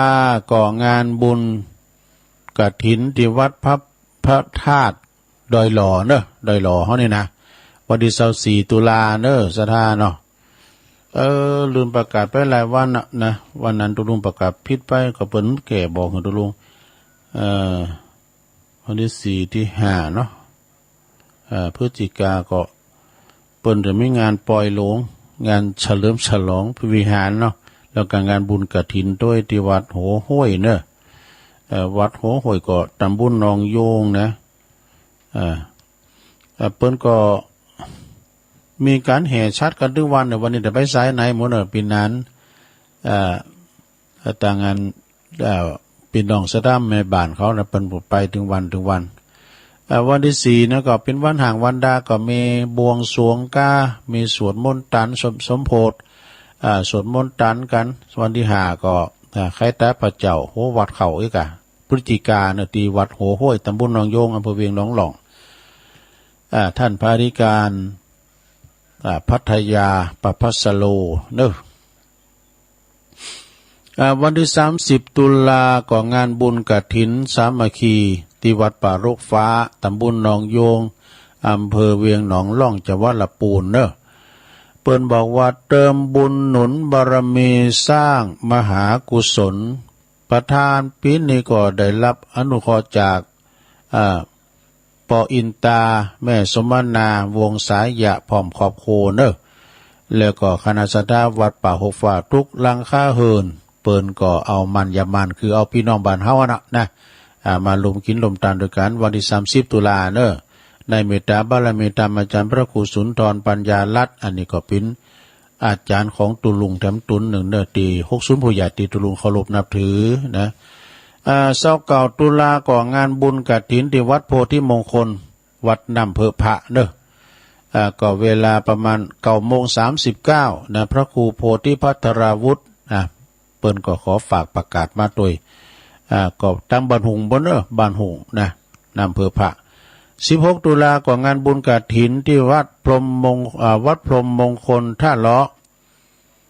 วัดพรหมมงคลท่าล้อตำบลเดียวกันนะอำเภอดอยหล่อนะโอ้แต่ว่าเพิ่นก็ไปหลายวันที่เปิ้นวางศิลาฤกษ์วัดเหล่าวันเหล่ามณฑานะไปจัดหลายลำหลดเนอะที่วัดมงคลพรหมมงคลตาหล่อนะ16เด้อ16ที่วัดตาหล่อเนอะตอดกฐินสื่อตีดินคือวัดแล้วงานต่อไปอันนี้ไปละในวันที่30นะลงเนอะ30 ตุลานี่ก็มหาทานบารมีกฐิน200 วัดเนอะณที่วัดม่อนฤาษีตำบลดอยหล่อเขต1อำเภอดอยหล่อนี่แหละในเมตตาธรรมอาจารย์พระครูสุมเมธธรรมเสวีก็มีท่านนายกอบจเนอะมหารัตนอุบาสกนายกอบจคุณพิชัยเลิศพงศ์อดิศรปิ้นประธานฝ่ายข้าละวาดเนาะแล้วก็ได้รับเมตตาอันยิ่งใหญ่ในพระเดชพระคุณเจ้าพระคุณสมเด็จพระมหาธีราจารย์กรรมการมหาเถรสมาคมวัดเชตุพนวิมลมังคลารามเปิ้นจะได้มาปิ้นประธานฝ่ายสงฆ์เนอะสดาญาโยมก็มาจอมบาทกันใดเลยวันที่29เริ่มเลยนะเอาตั้งเหรียญมาหยอดเข้าไป200 วัดเนี่ยถึงมันครบ เอาตั้งใบก็ได้เปิ้นก็ประชุมรอบแรกไปแล้วเนาะวันนั้นมีพระแม่อายบุญสาธุเจ้าแม่อายเปิ้นก็มาก็อูดีได้เนอะตุปีเนี่ยเนาะเพิ่นว่าเปิ้นก็มาประชุมเนี่ยก็มาประชุมรอบแรกที่วัดปอนฤาษีเปิ้นก็มาชั้นเจ้าด้วยกันเนี่ยที่วัดประธานดอยน้อยกับลุงนานเขา สถาญาติโยมก็ไปรวมกันใส่บาตรกันได้ที่วัดมอญฤาษี30 ตุลาเนี่ยเวลาก็8 โมงเป็นต้นไปมาเจ้าให้หน่อยเด้อแล้วก็สถาแม่กานายขายก็ปากันมาพระจะมาต่างโคกาโคขายก็มาจองตีจองหุนกันเริ่มเก็บสตางค์สักบาทแหละ โดยความใจดีของท่านเจ้าอาวาสนะว่าเมื่อก็ไปนะว่านะท่านพระครูสุเมธธรรมเสวีเอาครูบาอาจารย์ก็ไปกันหลายปุณสันโตแล้วก็วันที่29นี่เป็นงานวัดเปิ้นเด้อ29นี่ตาลกฐินเงินล้านเปิ้นสร้างเมนที่วัดม่อนฤาษีนะต่อไปวันนี้เนี่ยวันที่14 ตุลางานบุญกฐินที่วัดสันกาวานตำบลแมกาอำเภอสันป่าตองพร้อมกับจะได้วางศิลาฤกษ์สร้างพระธาตุเจดีย์ตัวเด้อภาคตอนบ่ายเวลา8 โมงปลายนี่ก็อาจารย์พระครูอภิวัตรก็นัดตุลุงว่าไปด้วยกันเนาะตุลุงไปพอไปยื้อไปกอยเปิ้นก็จะไปแอวพอเนอะไปพอไปกอยเปิ้นที่วัดสันกาวานวันนี้เนอะเปิ้นจะวางศิลาฤกษ์พระธาตุเจ้าเจดีย์พร้อมกับตาลกฐินคุณเชิดพงษ์กิวแก้วนะคุณแม่จันฟองก็ไปกันหลายๆในสถานเนอะนะไปตั้งแต่ตอนเจ้าเลยนะไปปูชาแผ่นดวงแผ่นอย่างต่างๆไปวางศิลาฤกษ์ตีหลุมวางศิลาฤกษ์ไปเลยอย่างอันวัดมงนะกะเหล่ามนทานะโอ้แผ่นต้องตะฮือก็มีมตึงเจ้าเปิ้นมาปูชากัน19 บาทเขียนชื่อนามสกุลวันเดือนปีเกิดลงไปนะและต่อจากนั้นวันที่15 ตุลาก็งานบุญกฐินที่วัดใหม่สันตึงตำบลคงเป้าจอมตองพร้อมกับวางศิลาฤกษ์ตัวเนื้อพระธาตุเจดีย์โดยก็เจ้าภาพเดียวกันเนอะวัดใหม่สันตึงจอมตองนี่นะสายไต่เนี่ยใกล้ๆกับสถานีวัดห้วยตองซักนี่นะต่อจากนั้นวันที่16 ตุลาก็ปุ้นงานบุญกฐินพร้อมกับวางศิลาฤกษ์สร้างพระธาตุเจดีย์ที่วัดศพแจ่มฝั่งซ้ายเนอะปันแปะจอมตองเนาะ7 พฤศจิกาก็งานบุญวางศิลาฤกษ์พระธาตุเจดีย์แล้วก็งานตาลกฐินตอนกฐินที่วัดบ้านโป่งตำบลหางดงอำเภอหอดเนอะเจ้าภาพเดียวกันนั่นนะแล้วก็วันที่29 ตุลา29 ตุลานี่ก็งานบุญกฐินที่วัดฝาหินมชนะที่ต่างแห่งสถานีเนอะเปิดจะตอดวันที่29 ตุลาเนอะสถาก็ไปรวมทำบุญกินต้านกับเพิ่นเจ้านี่เจ้าไม่ได้หันเนาะเดี๋ยวนี้หันละน้ำเพอพระหรือว่าวัดโพธิมงคลในเพิ่นสร้างพระธาตุเจดีย์ศรีโพธิมงคลวันที่29 ตุลาเนาะพระท่านพระครูปนซองประกาศ23 ตุลาวันปิยะโดยก็งานบุญกฐินที่วัดป่าไผ่บ่อทองเนอะวัดป่าไผ่บ่อทองก็เวลา9 โมงเพิ่นสืบชะตาด้วยนะในเมตตาบารมีธรรมหลวงพ่อพระครูพุทธิธรรมรักษ์เจ้าคณะตำบลบ้านแม่โป่งด้วยเนาะแล้วก็ทางอาจารย์ท่านอาจารย์สมนึกตัวนั่นหรือว่าสมนึกปัญญาโนเนาะสถาก็ไปกินพระตากันเนอะวัดป่าไผ่บ่อทองวันที่23 ตุลาเนอะไปสืบชะตาด้วยกันเอางานต่อไปโยมอันนี้ก็วันติดที่23 ตุลานะเจิญรวมทำบุญอายุวัฒนมงคล63 ปีแล้วก็พรรษาก็34แล้วก็งานตอดกฐินด้วยในเมตตาธรรมอาจารย์พระครูวรวัฒน์พิสารภูลศักดิ์พรหมเสนเนอะในเวลาก็9 โมง 39ณที่วัดวังกูตำบลน้ำดิบอำเภอป่าซางเนอะไปรวมสืบโหราชตาแล้วไปเริ่มแสดงมุทิตาจิตสืบชะตาลงด้วยกันพระจะไปเปิดโรงทานพระจะไปสาหับสังก็เจิญเนอะวันที่23 ตุลาเนอะตุลุงก็จะได้ไปหลวงพ่อก็ไป23 ตุลานี่ดอยสะเก็ดไปละเรียบร้อยแล้วประกาศไปละป่าไผ่บ่อทอง23 ตุลาเหมือนกันแล้วก็มีวันที่30 ตุลาเนอะเดือนเนี่ยนะ30 ตุลานี่ก็งานบุญกฐินที่วัดเสาหินตำบลศรีโบบานเนอะวัดของท่านพระอาจารย์บุญส่งโสภณจิตโตประธานอปตแล้วก็พระอาจารย์เอกพลชุตินทโลมูลโลกอันนี้ก็นักเทศชื่อดังปุ้นวัดเสาหินตำบลศรีโบบานเนอะวัดเพิ่นงามเพิ่นปล่อยลงไปแล้วตุลุงก็ไปวันที่30 ตุลาเนอะ และวันที่15 ตุลาก็งานบุญกฐินที่วัดเจ็ดลินวัดเจ็ดลินนี่ก็ตอนเจ้าเวลา9 โมงสืบชะตาหลวงแบบล้านนาเนอะแล้วก็พระสงฆ์ทรงปาติโมกข์9 รูปเพิ่นจะได้เจริญพระพุทธมนต์สืบชะตาตอนบ่ายก็ตอดกฐินในเมตตาบารมีธรรมอาจารย์พระมหาวิษณุจารุธรรมโมแล้วก็อาจารย์เชื้อเขาเนาะเพิ่นจะมีการมีงานที่วัดเจ็ดลินแล้วก็วัดป่าปีพระเจ้าอมลิ้นหมู่ที่4ตำบลศพแม่ขาอำเภอหางดงจังหวัดเชียงใหม่วันที่29เนอะวันเสาร์ที่29 ตุลาเพิ่นจะมีการตอดกฐินเปิดสมทบทุนในการบูรณะปฏิสังขรณ์กุฏิโฮงหลังเก่ามันสุดโทรมลงไปเนอะเวลาก็ 13.39 นะ60ทั้งหลายเนอะสกาย002ฝากประกาศมานะทำงาน1สดาญาติโยมก็คือขอเชิญรวมทำบุญตอดกฐินสามัคคีเปิดว่าสมทบทุนในการปิดทองคำเปียวองค์พระตาเจ้าดอยน้อยเด้อที่วัดที่ตุลุงอยู่นี่นะเปิดจะตอดกฐินในวันอาทิตย์ที่16เนอะสถาวันที่16ก็คือพุ่มเฮือเนี่ยติดน้ำพุ่มเฮือในกลางพุ่มกับวันเสาร์แล้วนี่นะไอ้ปักธงกันอ่ะก็เวลาก็9 โมงก็สืบโพราชตาเนอะวันที่16เนอะสถาอันนี้ก็ปิ้นข่าวสารงานบุญ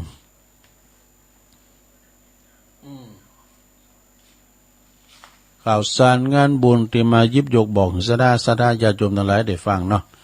เอาทำกรรม1 พฤศจิกาเนาะวันที่5 พฤศจิกางานบุญกฐินที่วัดปากทางเจริญเนอะวัดปากทางเจริญนี่ตก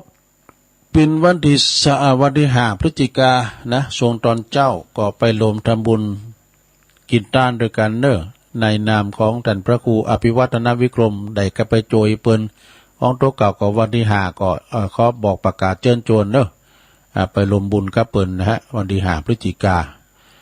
วัน1 พฤศจิกานะ1 พฤศจิกาก็คือกฐินที่วัดทุ่งโป่งวัดทุ่งโป่งนี่มขึ้นแล้วนี่ตุลุงก็ไปจัดรายการพวกคือญาติของอาจารย์ท่านพระมหาสมชาติเปิ้นเสียแก่ชีวิตไปแต่นิมนต์อาจารย์เปิ้นไปเทศน์นะพระครูอภิวัฒนวิกรมเปิ้นก็สตั้งการเทศน์ก็เอาสักบาทไปเพราะก็หอมน้ำ2 ปัน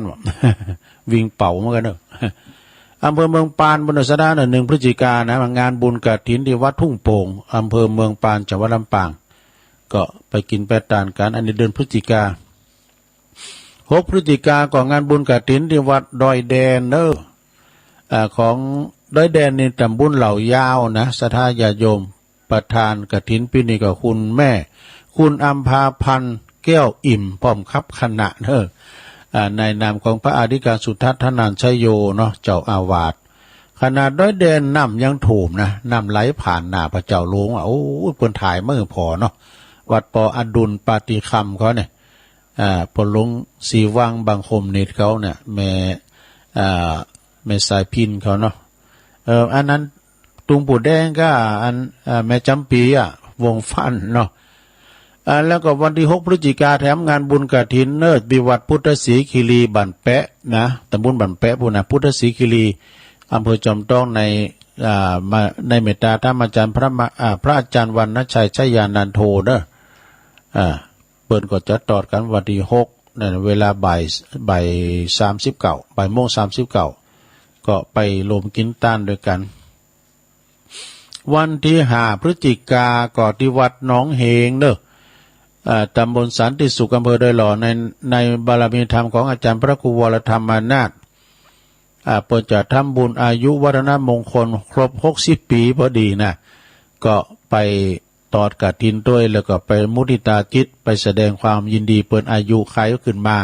ได้อยู่60 ปีพอนมก40 ปลายเนี่ยที่วัดหนองเฮงเนอะอันนี้เนอะสถาปัตยหล่อพระเจ้า7 พฤศจิกาก็เจิญลมทำบุญงานบุญใหญ่เททองหล่อพระพุทธรูปเจ้าณที่วัดเหล่าป่าตานวัดเหล่าป่าตานในอำเภอแม่แจ่มในเมตตาธรรมอาจารย์พระครูปลัดบดินทร์ศีลสังวโรพระอาจารย์เบิ้มนะก็วันที่6เปิ้นตอดกฐินที่7นี่ก็เปิ้นหล่อพระเนอะตั้งคืนสีขาวเฮาจะไปกันพิจารณาจำนวนหนักหลายเนอะนะแล้วก็ งานต่อไปสถาในวันที่23 ตุลาก็งานบุญกฐินที่วัดจันทร์นะกาลยาณิวัฒนาบุญนะแล้วก็วันที่6 ถึง 8 ธันวาปูนไกลอยู่ปลายปีเปิ้นก็จะมีการตัดหวายลูกนิมิตผูกพระศรีมาโดยนะในนามของอาจารย์ท่านพระมหานิคมแล้วก็6 พฤศจิกาก็งานบุญกฐินที่วัดสันเมืองเนอพระอาจารย์เน้นหลักปัญโยนันท์เนาะท่านพระครูนันทบุญญาเขตวันที่6 พฤศจิกาตรงกันหลายวันที่6ในวันดีเด้6 วันการพฤศจิกาก็ที่สำนักสงฆ์ห้องบุญก็ทอดกฐินเหมือนกันเนอในนามของหลวงพ่อมานิษฐาวโร6 พฤศจิกาเนอทอดกฐินที่สำนักสงฆ์ห้องบุญสายของหลวงพ่อมานิษก็ไปหลายๆทุกวันที่23 พฤษภาไม่ใช่ทุกวันที่23ของเดือนเนอก็ที่วัดศาลาตำบลน้ำแพร่อำเภอหางดงในนามของหลวงพ่อพระครูโชติสุวรรณสอนหลวงพ่อเปิ้นก็จัดทุกวันที่23นี่ตรงกับ23 ตุลาก็เป็นวันปิยะด้วยเนาะว่าพร้อมด้วยคณะศรัทธาวัดน้ำแพร่ตำบล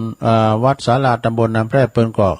จะทำบุญทักษิณานุปทานอุทิศถวายแด่ครูบาเจ้าอินตากตปุญโญพระครูหลวงปู่พระครูพิพิธปุญญาภิลักษ์เนอะทุกวันที่23ก็พากันไปฟังเทศน์ฟังธรรมแล้วก็ฟังสวดพระพิธรรมเมื่อค่ำยามคืนโดยนะอันนี้ก็พิธีข่าวสารงานบุญเนาะศรัทธาญาติโยมทั้งหลาย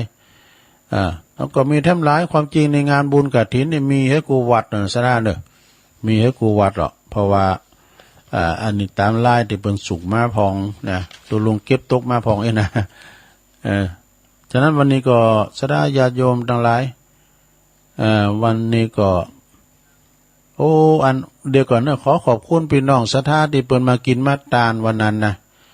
วันที่ตักบาตรที่โวนะมากันหลงกันหลายเนอะศรัทธาเนอะมากันหลายตีหลายต่างแล้วก็ศรัทธาฝุ่นมาเจิมให้หน่อยได้ฝุ่นก็มาตกมาอ่อยให้หน่อยนึงนี่นะแต่ก็ผ่านไปโดยดีเนอะศรัทธาเนาะลุลงไปโดยดีโดยอาศัยบารมีของครูบาอาจารย์เปิ่นมากันหลายครูบาอาจารย์ก็เปิ่นมาเมตตามาตักบาตรมาสงเคราะห์ญาติโยมที่เปิ่นได้มารวมกันกินกันดันแล้วก็ขอบคุณพี่น้องทั้งบ้านไก่เนื้อทั้งเหล่ายาวทั้งหลายทั้งปุนนะหลายตีหลายต่างแต่ขอบครูของปออาจารย์ปนั้นกองคำแม่ลำจวนเมฆโพธิปุนตุยป่าเดชปูนเป็นปออาจารย์โบกบอนศรัทธาวัดป่าเดชก็มาหลายตีหลายต่างด้วยกันตัวลุงก็กำลังเปิดมือถือก็จะพอตั้งเฟซตั้งไลน์นะ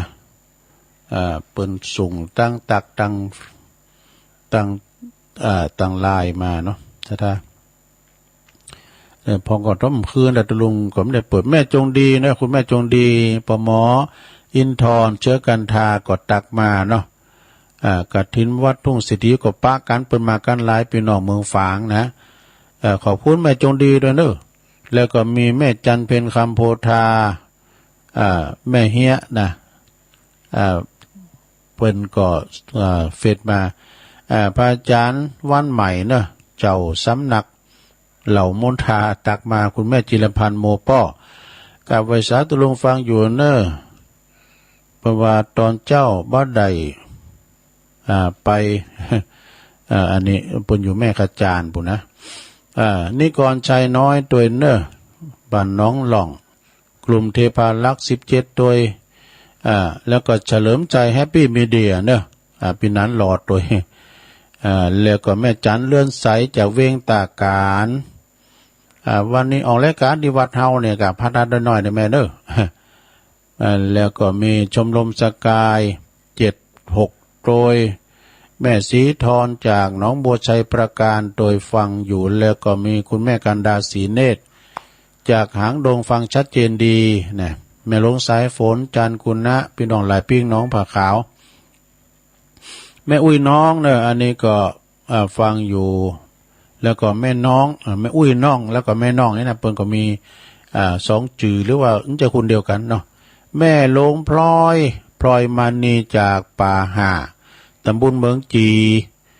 แม่ก็ฟังอยู่เนอกับไวสาเจ้า แล้วก็บ้านสวนดอยหล่อปีนั้นผลให้กำลังใจครับโอ้ขอบคุณเด้อพอเล่งนานลงกิติวงศ์จากเซนตุนมือเนาะสาธุฟังอยู่เนอตุ คุณแม่สลินทิพย์บุญเลิศฟังจากกทมชัดเจนดีฟังในเฟซในไลน์วรดรนี่เปิ้นอยู่บุญบ้านดอยน้อยพัฒนาตำบลหนองหานอำเภอสันทรายฟังตลอดขอบคุณเด้อปหลงมงคลมูลชีพอันนี้ก็อยู่บ้านน้องเอิกนะตื่นมาก็ฟังตุปีอยู่ครับปดโตกินข้าวลำหาแล้วเปิดห้องตุปี แม่หลวงสุมาลังกาพินก็ฟังจากบ้านป่าห้าอำเภอเมืองเนาะก็ตำบลเมืองจีโลเมืองจีเนาะตำบลก็ฟังกันหลายพ่อมาลิแม่สำรวยเขาหายตาฟังอยู่ก้าหน่อยนานทหารเก่าโอ้วันนั้นก็ป้าแม่ครูเขาด้วยแม่ครูเพลินพิษทิพลึกกับแม่ครูลาวันเมืองจีโลงไปก็ไปหรอติมนทารามแล้วก็มีแม่ครูทองคำที่วงคำจากเสาหินสีโบบานเนาะแม่ครูเพลินพิษทิพลึกจากบ้านแป้นไหวสาตุลงฟังอยู่เจ้าแม่แดงอัมพรเต็นดอกไม้จอมต้องแม่ครูธัญญาเนอะกศนจากกังเวียงเจียงใหม่แล้วก็โยมยุพินหอมมาลาพี่น้อยจากแม่หยวกเนอะแม่หยวกเกาะในเมืองเจียงใหม่นาสารกลางป้าทิมป้าแดนน่ะฟังอยู่พี่ไอ้บรรจงการท่าวงเป็นตัวแทนพี่น้องนำดิบเนอเด่นจ่านะเด่นจ่าแล้วก็แม่สุทัศน์ดีมูลฟังจากแม่วางแสนพรหมทุ่งปีนะยายไข่แก้วโอ้แม่ไข่แก้วเด้อบ้านเซ้งนะตำบลบ้านแป้นฟังยายฟังอยู่เน้อสาธุเจ้านะเจ้าที่การวิชาสุจินโนตุปิชาเน้ออันนี้เป็นอยู่วัดป่าตานไฟสาตุปีเน้อแล้วก็เจริญปอนไปทางปครูสุทัศน์การทวังปจานเขาด้วยเนาะโยมพัฒนันแท้ตั้งวิจิตรไพศาลฟังอยู่ดูอันนี้ก็เป็นการนิวัดตักมาต่างหลายเน้อศรัทธาญาติโยมต่างหลายได้รวมทำบุญได้กินได้ทานด้วยกันวันนั้นก็ดีอกดีใจมนทารามก็คุณหลายศรัทธามนวัดเหล่ามนทาเนี่ยนะสายปีสายน้องก็มากันหลายแม่อันนั้นเด้อตุ้งศาลานะแม่เนี่ยก็ผู้จะอ่านจื่อนะแม่เด้อตุ้งศาลานะป้ากันจาดมือน่ะมาป้ากันวันฉะนั้นก็ขอขอบคุณเนอที่มาตักบาตรวันนั้นโดยแล้วก็ว่าโดยเจริญปอนเจ้าไหวสาเจ้าไม่น้อยกัดนัดเจ้า30 ตุลาเอาพี่น้องที่อยู่เขตของล้านนาย่างไป2 ปีโควิดเข้ามากระทิ้นหมูกาย่างไปเนอเจ้าปีนี้ปีกมาหือมีเหมือนเก่า200 วัดเจ้าที่มนหรือสีเพิ่นเป็นเจ้าภาพคนโรยเศรษฐีเฮาเงินบ่มีบาทเดียวก็ได้เจตนามันอยู่ที่ใจสาธุก็ได้บุญเด้อขอเชิญพี่น้องตกไต่ออกเนอไปไปเจอหมดเลยสิเจ้ากระสินตกข้างพ่อแม่แก่เฒ่า200 วัดเจ้าเนินนายขาพาที่นี่วินาคอยไปวันเนินนายจักก็เจ้าขอจะอันนาเอาเฒ่าลงเด้อเจ้าทีเดียวคือได้เล่นบาทบ่มีบ่ต้องผูกใจหมู่เฮายิงใจไปเลยคุณเจ้าบ่เลอะบ่เตอพี่น้องหนุ่มเฒ่าตีกระทิ้งเจ้าเลขเอานายเฮอเจ้ากำยองวันละกำว่ามือเนี่ยเจ้ากำว่ามือของคุณยองเปว่าเป็นไข่เนอะเจ้าไหวสาเจ้าเมยนี่แปลว่าไข่นะเป็นไข่นะลงเด้อเมยนี่เป็นภาษายองนะไม่ว่าเป็นไข่เป็นเมยเจริญปอนไหวสาเจ้าแม่ฟังอยู่เนอแม่โบพัดจ้าแม่กลางหงเนอกันแม่โบพัดกลางหงเนอแม่ตื่นแล้วมาตีหนึ่งละตื่นเจ้าได้ตื่นเจ้าถึงตีหนึ่งมาทุกวันปฏิบัติรับแล้วแต่ว่าตุลุมได้เข้ารายการสักกาม แม่ว่าแม่เปิดได้ก็จะบัดตีดไอ้เนาะแต่นี่ก็ตุกตีดเลยสิหายนะกังกันนะก็ลืมเอาเครื่องถ่ายทอดไปว่ะแล้วก็ลืมแม่ก็เครื่องเทไก่เนาะเป็นอย่างดีอยู่ไม่ก็เลิกยังอยู่ตะลุงเนอะขอบคุณเนิ่มผู้ก็มาอยู่เจ้าพวกเจ้าเนาะสาธุเน้อพี่น้องบ้านก้างหง เม็ดแตงบนน่ะไก่กับบ้านพระครูโอนเน้ออ้าวสมณเณรอรักนิมนต์เลยครับครับผมกราบไหว้สาครับหลวงลุงครับโอ้พญานาคนี่ก็แปลว่าเปิ้นก็อดทนเนาะว่าพอจะตอบปัญหาได้นั่นก็เป็นพุทธันดรนะดูพุทธันดรเนี่ยเนาะไก่พุทธันดรก็ไก่บ่ไก่ก็ต่อจากศาสนาพุทธเจ้าองค์นี้ไปแถมปูนไปแถมพุทธเจ้าองค์ปูนเป็นยังเขาอยากพุทธยังเขาจะคักว่ะเอาว่าถ้า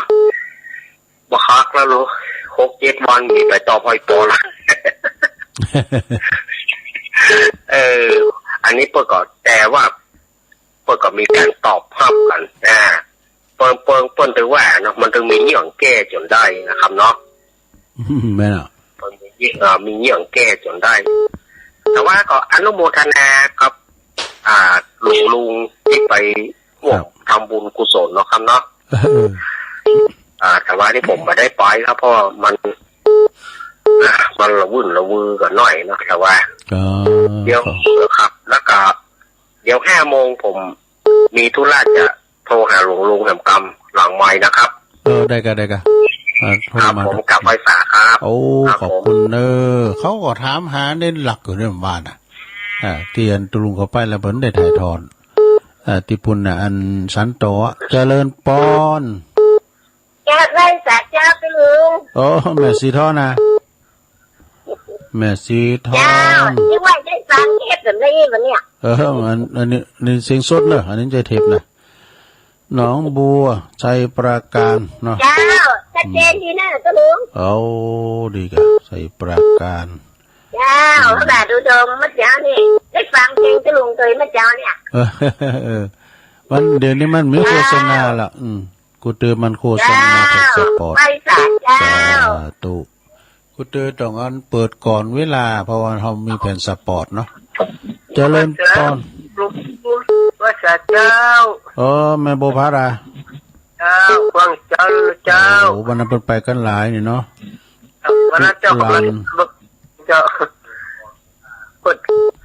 รถก็อีกแต่วันนั้นแหละไปกันออกมารถมารถมือต้นซ่านมากันถวายจองให้พระครูสุเมฆตัวเห็นหมดจะบะเพิ่นพอดีวะจับพอดีเนาะขอบคุณยินดีหลาย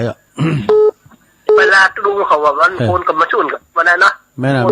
มันคุณหลายคุณหลายเนาะเธอก็พอกันไข่เหมือนกันนะก็มาในนามหลวงปู่เนาะท่านพระครูสุจิตานุรักษ์หลวงปู่เพิ่นได้มาพอดีแล้วได้บุญขนาดแต่ฝนมาตกเนาะโอ้เดี๋ยวมันตกแต่กะกินหมดกันหวานยินดีแม่เน้อสาธุก็เจรพิพันธ์เป็นคนนำมานะคุณแม่จงดีเขาเนี่ยเจริญปอนกล่าวนมัสการท่านเจ้าครับโอ้หลวงพ่อมานิดครับผมหน้าของห้องเพลงได้เนาะห้องว่าไทยอย่างสุดห้องตะกี้ไทยอย่างสุดลุงห้องตะกี้น่ะรถด่วนขบวนสุดท้ายแล้วนะเนาะเอาลุงเนี่ยวันนั้นมันก้อนใกล้คนเดียวครูไม่ลุงเอารับครับ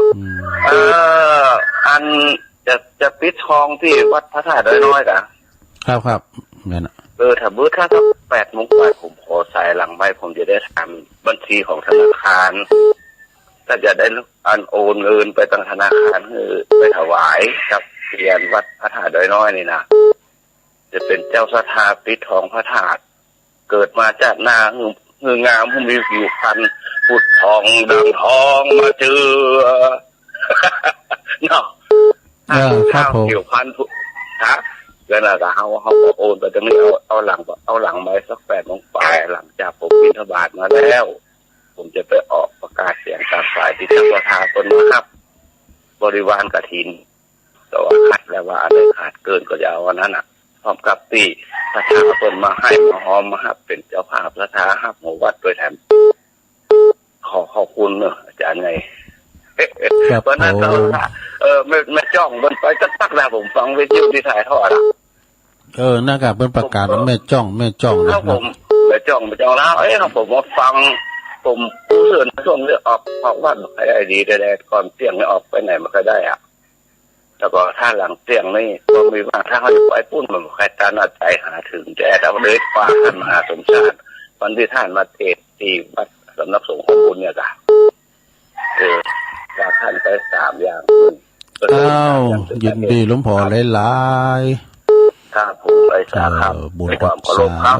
ครับหลวงครับหลวงพ่อมานิถาวโรสำนักสงฆ์หอมบุญเจริญปอนกำไว้ฝากตุลงฟังภาพฟังธรรมแต่ตุลงอยู่นะเจ้าแม่สายทองเจ้าห่วยการเนาะชัดเจนที่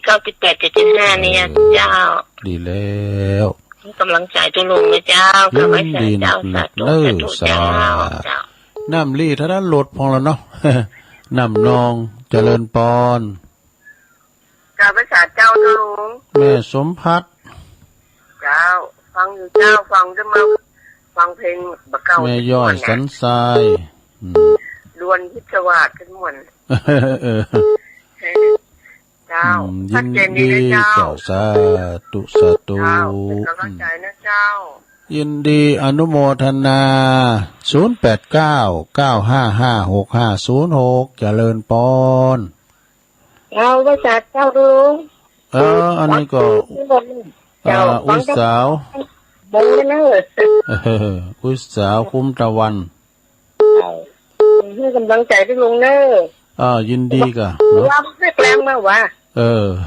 ว่าไปอันพวกอะว่าไปวิ่งป่าเป้าไปนอนบุญอะ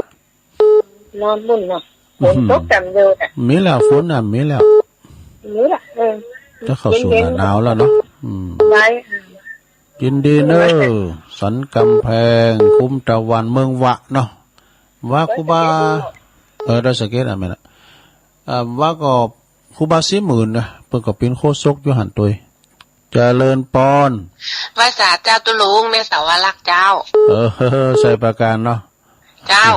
ตุลุงไปอยู่วุ่นวายกันไปหมดเจ้าดีกะมันได้บอกมันได้แจ้งเพิ่นน่ะเจ้าฟังอยู่นะเจ้าตุลุงใช่ประการเนาะเจ้าภาษาเจ้าเด้อเจ้าสาธุนี่ก่อนเขาก็โทรมาก่อนเรียกว่าตุลุงเมยก็อย่าง60ผู้ใหญ่เจริญปอนภาษาเจ้าตุลุงแม่เพนนะว่าไปเลยแสงไฟสว่างตาแสงธรรมะสว่างใจสว่างตาและแสงไฟสว่างใจและแสงธรรมเจ้าชัดเจนทุกเรื่องจากตุลุงเด้อขอบคุณหลายๆแม่เพนคนสู้ชีวิตขาวเตี้ยนะตัดจ่างเวงน้องหล่องเนาะเจริญปอนภาษาเจ้าฟองครับที่เกี่ยวบ่อทองเจ้าฟังตุลุงเจ้าแม่ฟองคำติดแก้วเนาะปากไผ่บ่อทองสาธุยายพรเอาให้หน่อยเนี่ยละเจริญปอนยายพรชัดเจนนี่เนาะร้องโวแดงตัวโทรไปว่านึกว่าไปถ่ายก่อนไปถ่ายอ่ะมาถ่ายว่าลืมกล่องถ่ายไปลืมเอาคอมบุกไปแล้วก็ไม่ได้ฟังฉันฟังฟังตามปกติในรายการเปิดหักเนาะถ่ายทั้งวันก็เกรงใจเปิ่นถ่ายเทสกัน2 วันเนี่ยมันก็เกรงใจเปิ่นยินดียายพรเด้อบุญรักษายายพรร้องวัวแดงก็ป้าลุงโบเขาเนาะดีเจไปมาจัดลายเนาะตุปีจ้อยก็มาเนี่ยวันนั้นน่ะนอนด้วยกันน่ะเจริญปอนเสร็จแล้วโอ้หลวงพ่อกฤษเนาะใช่แล้วโอ้ตายนักแล้วไม่ได้นำอาจารย์มาเล่นปางโง่ใกล้กับใกล้โปรดแล้วใกล้โปรดเลยประมาณ10 นาทีปางโม่เชียงดาวโอ้ไวสารนะครับเด้อขอบคุณ60ผู้ใหญ่หลวงพ่อกฤษนะปางโม่เชียงดาวเจริญปอน ไหวตาเจ้าแม่จันสีบ้านมะกอกสบายตักขาที่ในเจ้าแม่จันสีแม่หาได้หมื่นเนาะบ้านมะกอกเจ้าแต่ขอบคุณทุกคนเนอะบางทีเป็นหน่อยแม่ใจทองลูกสุดาเจ้าแม่สบายดีแล้วเนอะแม่สบายดีนะที่ขาดไปเนี่ยให้หน้าให้ตาไปน่ะไม่ดีใจเดี๋ยวหายแล้วดีแล้วดีแล้วนี่มันปลดออกไปจากโตมาแล้ววิบุญรักษาเนอะเจ้าแล้วป้าเป็นหักโหงรู้เนี่ยดีใจขนาดเลยในการออกศึกษาได้ไงดีแล้วปฏิบัติเป็นการทำเนี่ยการทำโลงไม่ได้ทุกฝ่ายตายก็จากมันดีจากรถเครื่องแอนนี่ก็พุ้นอ่อยตัวจะตามของที่มีสาธุสาธุวิสุทธิ์นั่นแหละสุขสบายเขาของตุนหนานเหมือนเก่านะเจ้าขอบคุณทุกคนนะเจ้าที่พี่หนูต่อปีนะไปตั้งแม่วันโรยแม่วันแม่เสมเขาตั้งงานตักไปตั้งแม่วันบ่ก็ฟังแม่วันแม่เสมเขาเนี่ยบั่นกอกชั้นกำแพงบั่นน้องเงอกั้นเนี่ยแม่อำพันก็มาแล้วยานัดตาลวันนั้นเจริญปอนแม่อำพรโดยแต่ทั้งหมดเจ้าแม่น้อมะเจ้าแม่น้อมบุตรโตบนพักกาดเมื่อหือรู้วันนั้นแหละไม่ได้นี่ไอ้กังกาเยอะกะแม่น้อมตาจ้างม่วนแต่บาทเทโววันนั้นน่ะแต่กะฟุ้นมาลิ่นนิดหน่อยนะพอดีไปเกมพร้อมเพิ่นเอาผ้ายางมาฝนตกก็ผ้าเปียกหมดเนาะน่ะกะตีกับมันไหวตาอยู่ไหวตาตอนบิณฑบาตมันก็ไม่ใช่ตกหรอกจ้าจุ่มยินดีเนาะจุ่มเหนื่อยยินใจพี่ยังพี่หน้ามันตกละยินดีแม่น้อมเนอะเวลาหมดพอดีขอบคุณหลายๆเนอะศรัทธาญาติโยมที่เพิ่นได้โทรกันมาปิ้นกำลังคิดกำลังใจได้16สายด้วยกันเนอะขอบคุณทางสถานีทุกสถานีโดยบุญมากยุ่นอินดูปะเนาะเจริญพรเจ้าค่ะพระสาเจ้าทุลุงแม่สุเกียรติศิลปรเนอะฟังทุลุงทำไมเจ้ามาแล้วเนอะเจ้าแม่สุกแก้วเจ้ากราบไหว้สาเด้อสาธุเจ้าศิลาพรผู้กดโทรมาแถมนาซดาญาโยมเนาะได้อยู่17สายถึงสุดท้ายแม่สุกแก้วก็จะโทนสายนะเอาปหน่อยบุญปันวันนี้เปิดให้ลูกหลาจ้ะยายน้อยกาดนัดเด้อจากบ้านดอนหลงแม่บัวพัดกลางหงแม่แตงนะไก่กับบ้านพ่อครูโอนวันนั้นขอบคุณเด้อตังปีนานเจสีปีนานอินสมเตปินโตมันจะเตปินได้โตมั้ยเตปินปุตโรเปิ่นมาปินพิธีลำดับการเนี่ยสุดยอดเนอะเปิ้นแต่งก่อนเด็ดเอาคุณปีนานด้วยเนอะมาเรียนมนทาเหล่ามนทาวันนั้นนะมาเป็นทัพนาทีพินปอจานด้วยสมณเณรเอาหลักปัญโยนานเนอะไหวสารนะครับเนอะแล้วก็แม่สีทอนหนองบัวใจประการแม่บัวพัดกุลันจากต้นสานฟางเนอะแม่หลวงพ่อมานิถาวโลสำนักสงฆ์หอมบุญเนอะอันนี้ก็เป็นนายนำหมูนำคณะกินตั้งที่ไหนก็สตาคุณเราลูบล้ามตามตัวแม่จ่องแล้วก็แม่สายทองหอยการแม่สมผัสแม่ย่อยสันทรายวิสาวคุ้มตะวันเนอะแล้วก็แม่สวรรลักษ์ชัยปาการแม่เพ็ญขาวเตี้ยคนสู้ชีวิตแม่ฟองคำติ๊บแก้วแม่พ่อยายพรล่องวัวแดงสันกำแพงเชียงใหม่หลวงพ่อกฤษปังโมจากเชียงดาวแม่จันสีบ้านมะกอกแม่น้อมตาจ่างเนอะแล้วก็แม่สุกแก้วศรีลาพรสุดท้าย17สายพอดีเนอะด้อมเต้นพุกก็มาฟังแถมนะพุกตุลุงก็มาอยู่ผู้มีกิจกรรมตัวจะเตะนำเตะทำตัวเนอะสถาลาจีก็มีแถมหน่อยแถมหาพกใบอยู่พุกจะอ่านและจื่อไพ่ไม่ได้ฟังก็เฮามันได้ก้าเนี่ยได้พุกก็ได้อ่านให้ฟังลาจีและนามดีห้องกันดีเหล่ามนทาวันนั้นนะตัวลุงก็ขอบคุณสถานีกูซองกูสถานีโดยขอบคุณนี่ปอยแม่เขาที่ฟังกันโดยนะไพ่ทุ่มเต้าแต้นก่อนบุกก็ฟังโทรทำไมเนาะ จะเปิดสายหลายๆหน่อยโชคดีมีใจเหมือนกันกูกอกกูคนเนี่ยบุญปาการตีสันกาวานวัดสันกาวานวางศิลาฤกษ์บุญกฐินด้วยเนาะอยู่ดีมีสุขจัตตารโอธรรมาวัฏันติอายุวันโนสุขังปะลาง